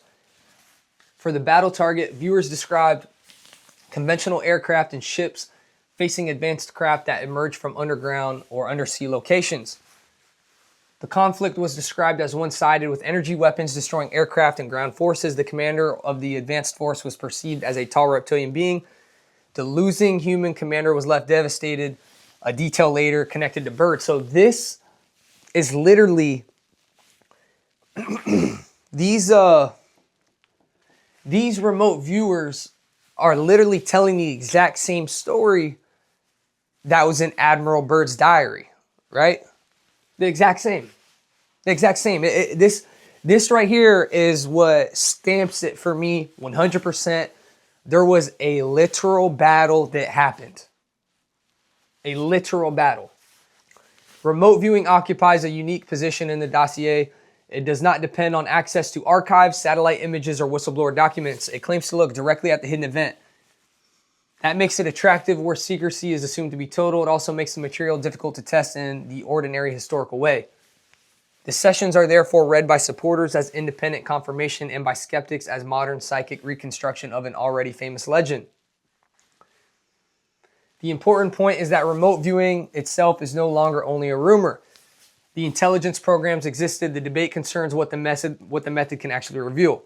Antarctica became one of its most ambitious targets because the continent already resented the ultimate inaccessible place. Okay, why Antarctica attracts remote viewers. Antarctica is almost designed for a method that claims to bypass distance and physical barriers. Satellite images show only surfaces. Aircraft see only selected routes. Archives can be classified, damaged, or incomplete. Remote viewing promises access without permission. A viewer can be tasked against a coordinate, a date, an underground location, or an event that no ordinary investigator could reach. The sessions often return the same families of impressions: cold wind above, warmth below, large angular structures, tunnels, machinery, laboratories, human personnel, and beings that do not appear fully human. Some viewers describe fear, hierarchy, and military control. Others describe ancient spaces, sleeping technology, genetic work, or portals. Supporters see repeated motifs as evidence that different viewers are contacting the same target. The sessions also give the Antarctic narrative sensory detail that written testimony often lacks. Remote viewing also connects Antarctica to the wider history of psychic intelligence. Ingo Swann wrote about remote viewing the moon and encountering structures or beings. Pat Price described secret facilities. Joseph Monagle became associated with distant and future targets. Once intelligence agencies had treated consciousness as a possible collection tool, using the same method on Antarctica seemed less like fantasy and more like an extension of an already unusual government experiment. For the larger story, remote viewing offers a way to revisit High Jump, Base 211, and the Hidden World as living locations rather than dead history. The viewers do not merely ask what happened in 1947, they ask what remains there now, who controls it, and whether the underground network still operates. All right. High-level visitors in the 2016 cluster. Antarctica has attracted explorers, scientists, royalty, politicians, religious leaders, astronauts, and celebrities. Most visits are public and tied to climate science, diplomacy, charity, or adventure, yet a cluster of prominent trips between 2007 and 2016 became part of the alien-based story because the visitors appeared to arrive during a period of growing rumors that about discoveries beneath ice. United Nations Secretary General Ban Ki-moon visited Antarctica in 2007 to draw attention to climate change. King Harald V of Norway traveled to Queen Maud Land in 2015. Patriarch Kirill of the Russian Orthodox Church visited the Russian Belangswan Station in February 2016 after meeting Pope Francis in Cuba. U.S. Secretary of State John Kerry, Skull and Bones, visited McMurdo Station in the South Pole in November 2016. Astronaut Buzz Aldrin, Freemason, traveled to the South Pole in December 2016 and was medically evaluated after becoming ill. The visits were not all to the same location or for the same public purpose. Even so, alternative researchers asked why political, royal, religious, and space-age figures were converging on the continent. Were they being shown a discovery? Were they meeting representatives of a hidden civilization? Was an ancient structure opening as the ice changed? Did the trips relate to negotiations over disclosure technology or the future of the treaty system? Okay. Buzz Aldrin's evacuation became the most dramatic part of the story. A viral screenshot claimed that he tweeted, "We are all in danger. It is evil itself." The tweet has not been established as authentic, and public reporting described altitude sickness. Yet the image persisted because Aldrin was not only a famous visitor, he was one of the first humans to walk on the moon, a figure already linked in public imagination with the hidden history of space. Okay? And we know they didn't go to the moon. Is the moon real? Yes. But this guy's a liar. He was a part of the fraud. He's a Freemason. So, yeah. The 2016 cluster remains important because it gave the Antarctic mystery a modern cast of recognizable people. The story was no longer confined to wartime admirals and anonymous pilots. It now included a Secretary of State, an astronaut, patriarch, royalty, and international leaders. Their ordinary explanations did not stop the speculation, and a narrative built around restricted knowledge and official itinerary can be read as the cover story rather than the answer. So it's weird. Why are all these people going here at around the same time? And the rumor is, kind of what I just went over, I think something melted and opened up, and they got to see something. Okay? All right, here we go. This is where the lore comes in. There's some good lore right here. We got Oliver Tree, Rothschild Island, and the Bayside Mall. The newest Antarctic stories show how quickly the old mythology absorbs modern events. A celebrity trip, a geographic name, or a set of coordinates can become connected to alien bases within days. The stories may begin online, but they draw power from the same older themes. Forbidden travel, hidden footage, elite access, coded locations, and sudden death. Musician and comedian Oliver Tree joined a short Antarctic expedition in late 2023. Footage later circulated under the title The One-Man Band 369 Days in Antarctica after Tree died in a helicopter collision in Brazil in 2026. Clips and posts claim that he had spent hundreds of days investigating alien bases and had assembled a documentary revealing what he found. Tree's public persona makes the material difficult to read literally. His work often mixes performance, parody, exaggeration, character, and real biography. The Antarctic film can therefore operate on several levels at once. It could possibly be a comedy project, an environmental documentary, a piece of self-created mythology, or a container for genuine claims presented through humor. After his death, the ambiguity became part of the mystery. Viewers asked whether the film had been entertainment, warning, or both. Rothschild Island created another story through its name alone. The island is a real Antarctic feature west of Alexander Island and was named during French exploration in honor of a member of the Rothschild family. Recent videos transformed the place name into a claim about a private vault, fortress, or hidden archive. Images of bunkers, seed vaults, and isolated structures were attached to the idea even when their locations were unclear. So this is the rumor about there's a secret Rothschild vault in Antarctica. Now, a lot of people think that that's where the Fort Knox gold could possibly be. Also, a lot of because there's levels of secrecy with knowledge. So the super high level secret history books or the super secretive high level knowledge that was in the Vatican got moved to the Rothschild vault in Antarctica. If you were to have a vault on Earth that you wanted to keep away from everyone and just basically make it, it would literally be the most secure vault in the world. And the rumor is that that vault is on Rothschild Island in Antarctica, okay? The vault story connects Antarctica to a much larger mythology about elite families preserving wealth, genetic material, art, technology, or knowledge through a coming global disaster. In one version, the facility is a physical refugee. In another, it stores ancient objects recovered from beneath the ice. The lack of fixed location allows the story to shift between Rothschild Island, underground Antarctic bases, and the Svalbard Global Seed Vault in the Arctic. So, also, it could be the Rothschilds have teams out there that go and hunt the ancient technology that's below the ice. And when they capture it, they bring it to the Rothschild vault. Okay? The Bayside Marketplace Mall. I know. I said this at the beginning. You probably thought I wasn't going to get to it. We're here. The Bayside Marketplace story began far from Antarctica. In January 2024, a large police response followed a disturbance involving teenagers and fireworks at the Miami shopping complex. Social media rapidly turned the event into a story about tall interdimensional beings. A second layer appeared when users swapped the site's latitude and longitude. The reverse numbers landed at a point in Antarctica, literally. So if you take the exact coordinates of inside that mall, all right, and you reverse them, it sends you to a direct spot in Antarctica, okay? The coordinate swap is not the geographic antipode of Miami, but it is numerically real. That fact gave the rumor a hidden code quality. The mall incident could be interpreted as a portal event linked to an Antarctic installation, a remote base, or a point on an energetic grid.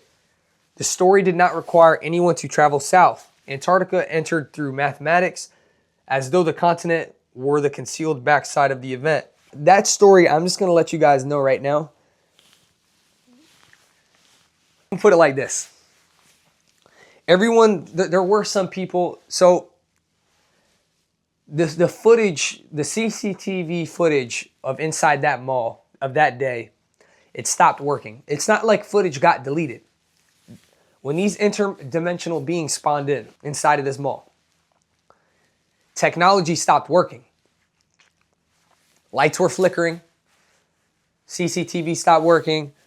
But there was footage. There was a man that was on vacation and he had a VHS tape. I know. But he brought it everywhere he liked to shoot old school clips, and he brought it with him to the mall that day. And if you know anything about older technology, you can't really knock that stuff off. He got footage of this. There was and he went on TikTok, he talked about this. He was talking about releasing it. This was later down the line because they didn't even know he had this. Because they were confiscating phones.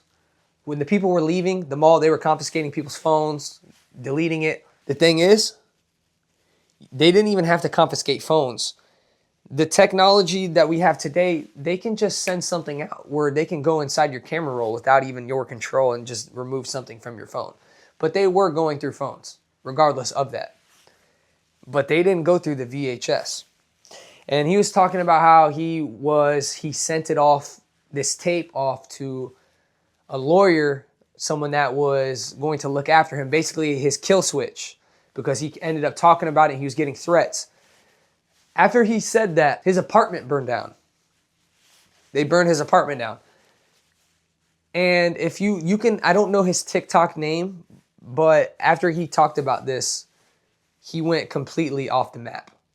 You can't find him anymore. His last post was a couple years ago. I'm sure you can find his TikTok if you do enough digging. You can see some of his old stuff of what he was saying about it. But that's supposedly the only footage left of that. He has it. That's his kill switch. I don't know if they got to him. They might have. Or they might have. My guess is they didn't kill him, but they probably just gave him life-changing money.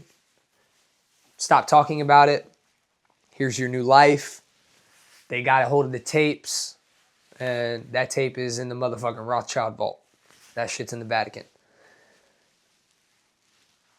But another thing about this Bayside Mall thing is, too, there was a guy, and this is how you know that something went down that day.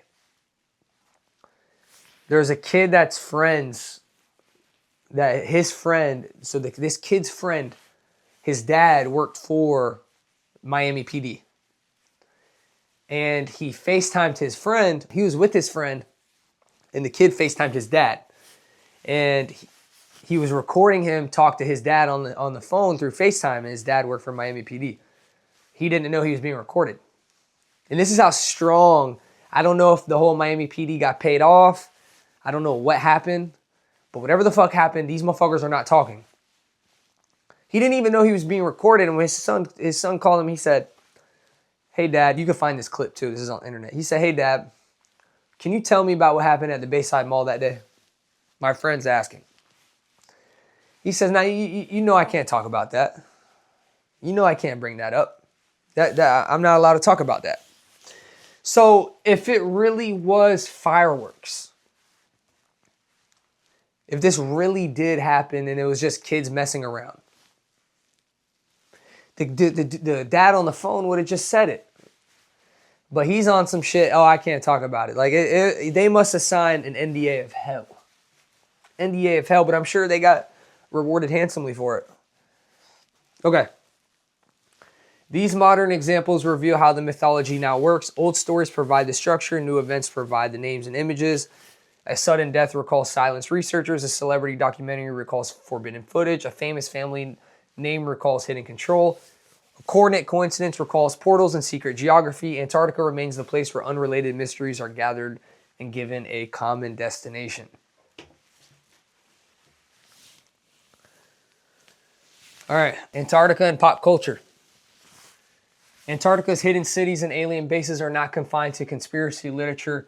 Film, television, games, and fiction have repeatedly used the continent as a place where humanity discovers something ancient, non-human, or technologically overwhelming. These stories do not prove the claims, but they shape the images through which later testimony is understood. Okay? Revelation of the truth, predictive programming. It's how they operate. They got to show you for their karma. They put it in movies. They put it in video games. They put it in TV shows. By them doing this, they're literally telling you. That's what I tell people. So when you watch movies, you watch TV shows, there are truths in there. Because that's how they're passing and getting rid of their karma, to show you what's really happening, but they spin it in a way that's Hollywood. If that makes sense. Antarctica's hidden cities and alien bases are not confined to conspiracy literature. Film, television, games, and fiction have repeatedly used the content. Yeah, we just read that. H.P. Lovecraft's At the Mountains of Madness described an expedition that finds the ruins of pre-human civilization in Antarctica. The story established many modern motives: strange mountains, buried architecture, biological experiments, lost history, and the danger of revealing what came before humanity. John Carpenter's The Thing placed an alien organism beneath Antarctic ice and turned an isolated research station into a place where identity itself became uncertain. The X-Files Fight the Future used Antarctica for a hidden alien installation, an enormous buried craft. Alien versus Predator built a pyramid under the ice where non-human species had interacted with ancient human civilization. Stargate SG-1 placed both the second Stargate and an ancient outpost in Antarctica, turning the continent into a hidden inheritance from an advanced civilization. Prometheus explored creator beings, ancient star maps, and idea that archaeology can lead humanity back to non-human origins. Transformers began with alien technology frozen in the polar ice and secretly recovered for military study. That's what I'm trying to tell you guys. They're giving it to you. You just think it's entertainment. It's deeper than that. Same motives return so often that they now form a shared visual language. A buried ship, a pyramid, a portal, a research team that disappears, a government that arrives first, and technology recovered from a civilization older than our own. Fiction may borrow from rumor, rumor may borrow from fiction, and witnesses may use familiar images to explain experiences that are otherwise difficult to describe. Antarctica works especially well because it is both real and unreachable. The audience knows that mountains, lakes, meteorites, and unknown terrain truly lie beneath the ice. A filmmaker does not need to invent a hidden world. The continent already is one. Okay? Here's a list of all the movies. I don't need to go through them and name them all. The repeated images create a kind of cultural memory. Even readers who have never studied Byrd or New Swabia already recognize the hidden Antarctic bases. They expect a buried door, a distress signal, a secret expedition, a government team arriving after discovery, and technology that changes the history of humanity. When similar details appear in testimony, they feel familiar before the source is even known. And that's because they've watched these movies we've named: Transformers, Alien vs. Predators, Prometheus. They've watched these movies. So this is literally the same. All these movies are inspiration from what we've just went over today. The direction of influence can move both ways. Writers borrow rumors and historical fragments. Later witnesses describe experiences using the visual language created by books and film. A fictional image may preserve an older myth, accidentally resemble a classified idea, or simply become the easiest way to communicate something strange. All right, here we go. Master chronology. The chronology below shows how the Antarctic mystery developed across centuries. The story did not appear fully formed. Each period added a new layer. Ancient mapping, polar entrances, occult societies, military expeditions, UAP reports, hidden science, whistleblowers, and modern media. I guess we can go over this real quick.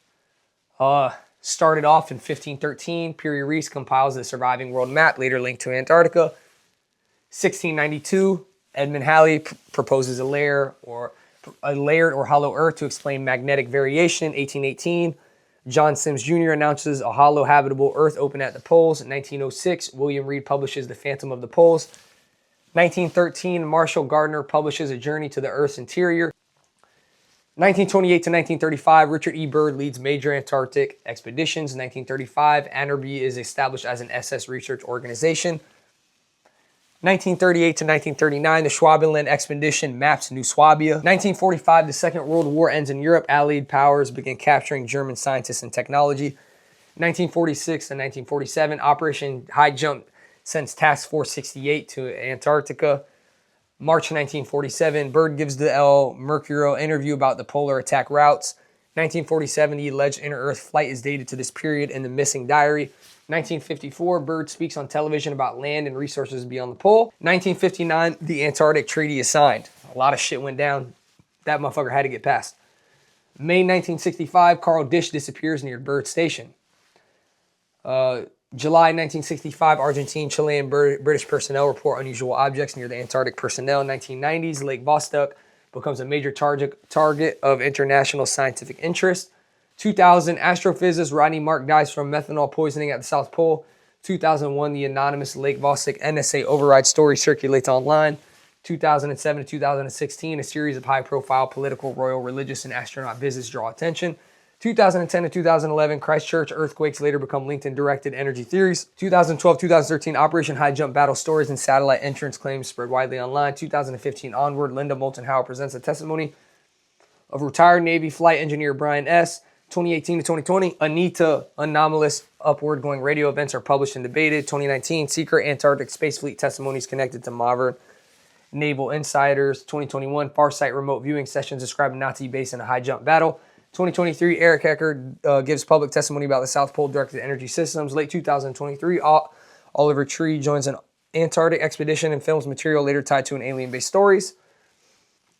And then January 2024, Bayside Marketplace rumors produced the reverse coordinate Antarctic connection. June 2026, government UAP record releases expand. Oliver Tree dies in helicopter collision, and his Antarctic film gains new attention.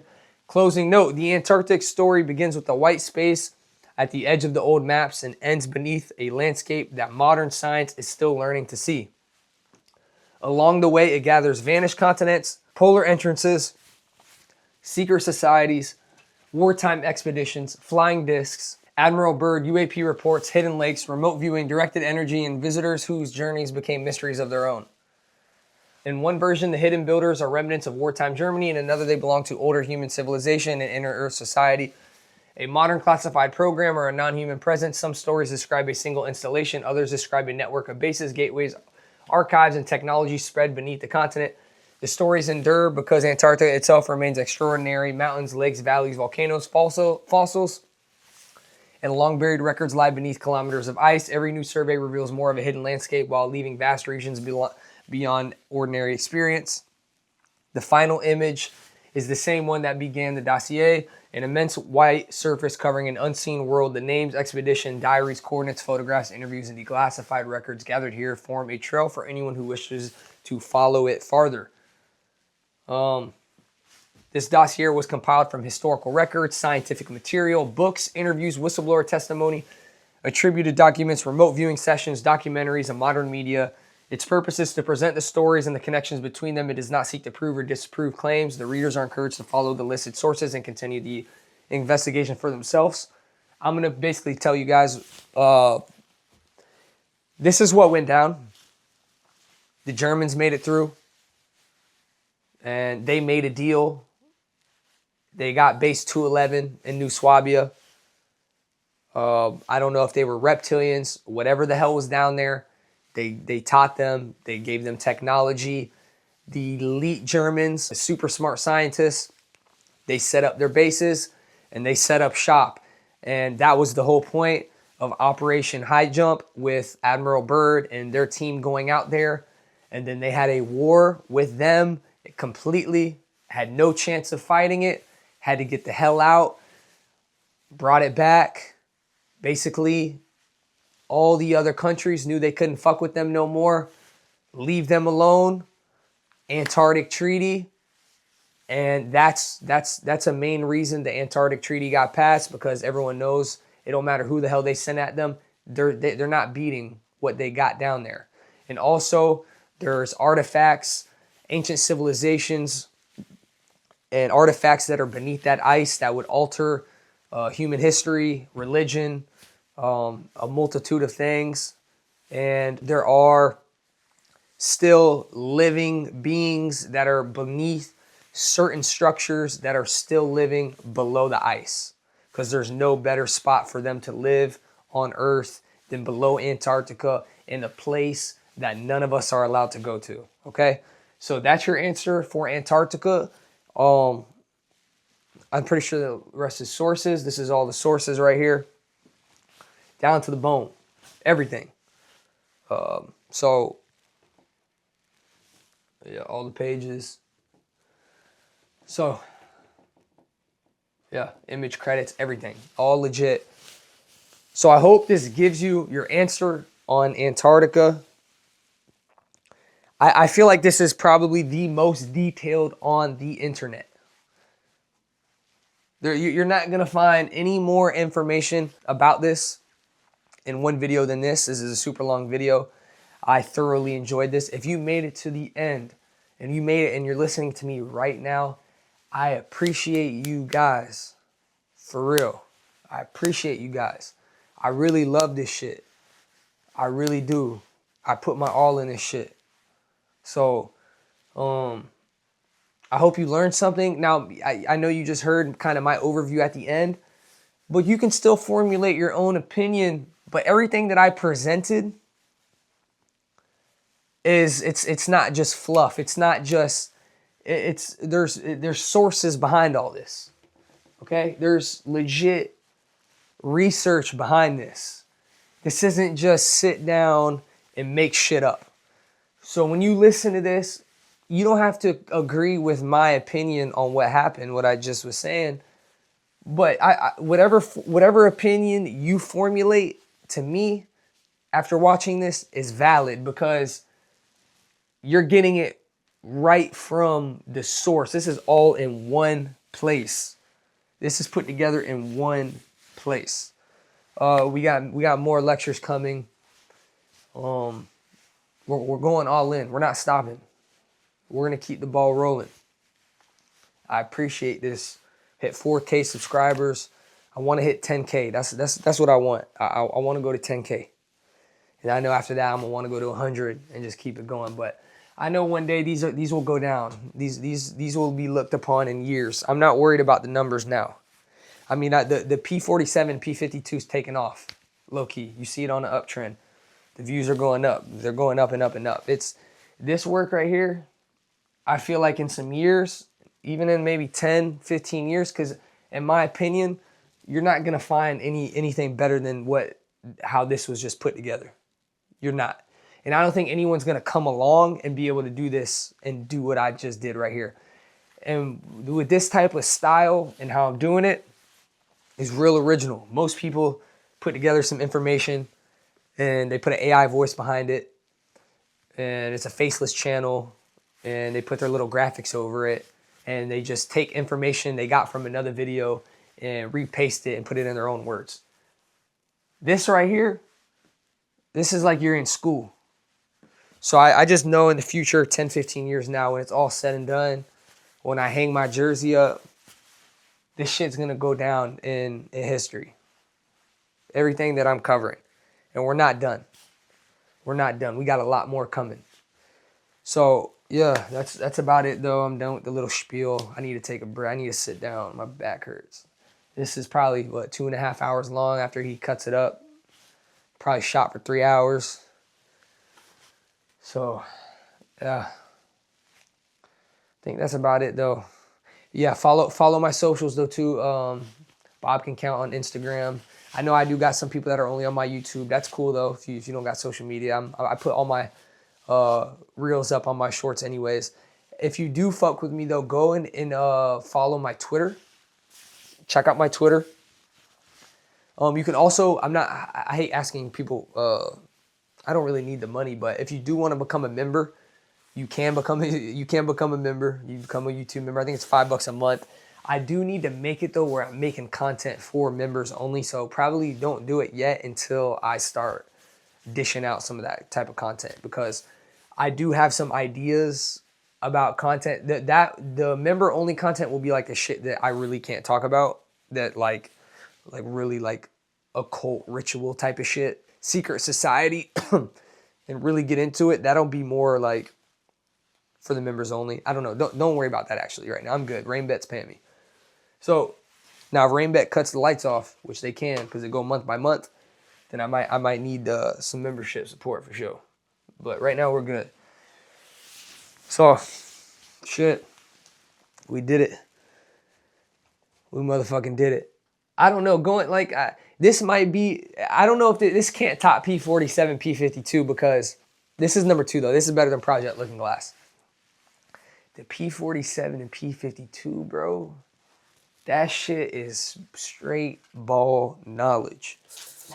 Ball knowledge. And you can just tell by these lectures, like this is original work. This is out the mud. This is straight out the mud. But yeah, we'll cut it off on there. If you made it this long, you're probably on the road, probably on an airplane.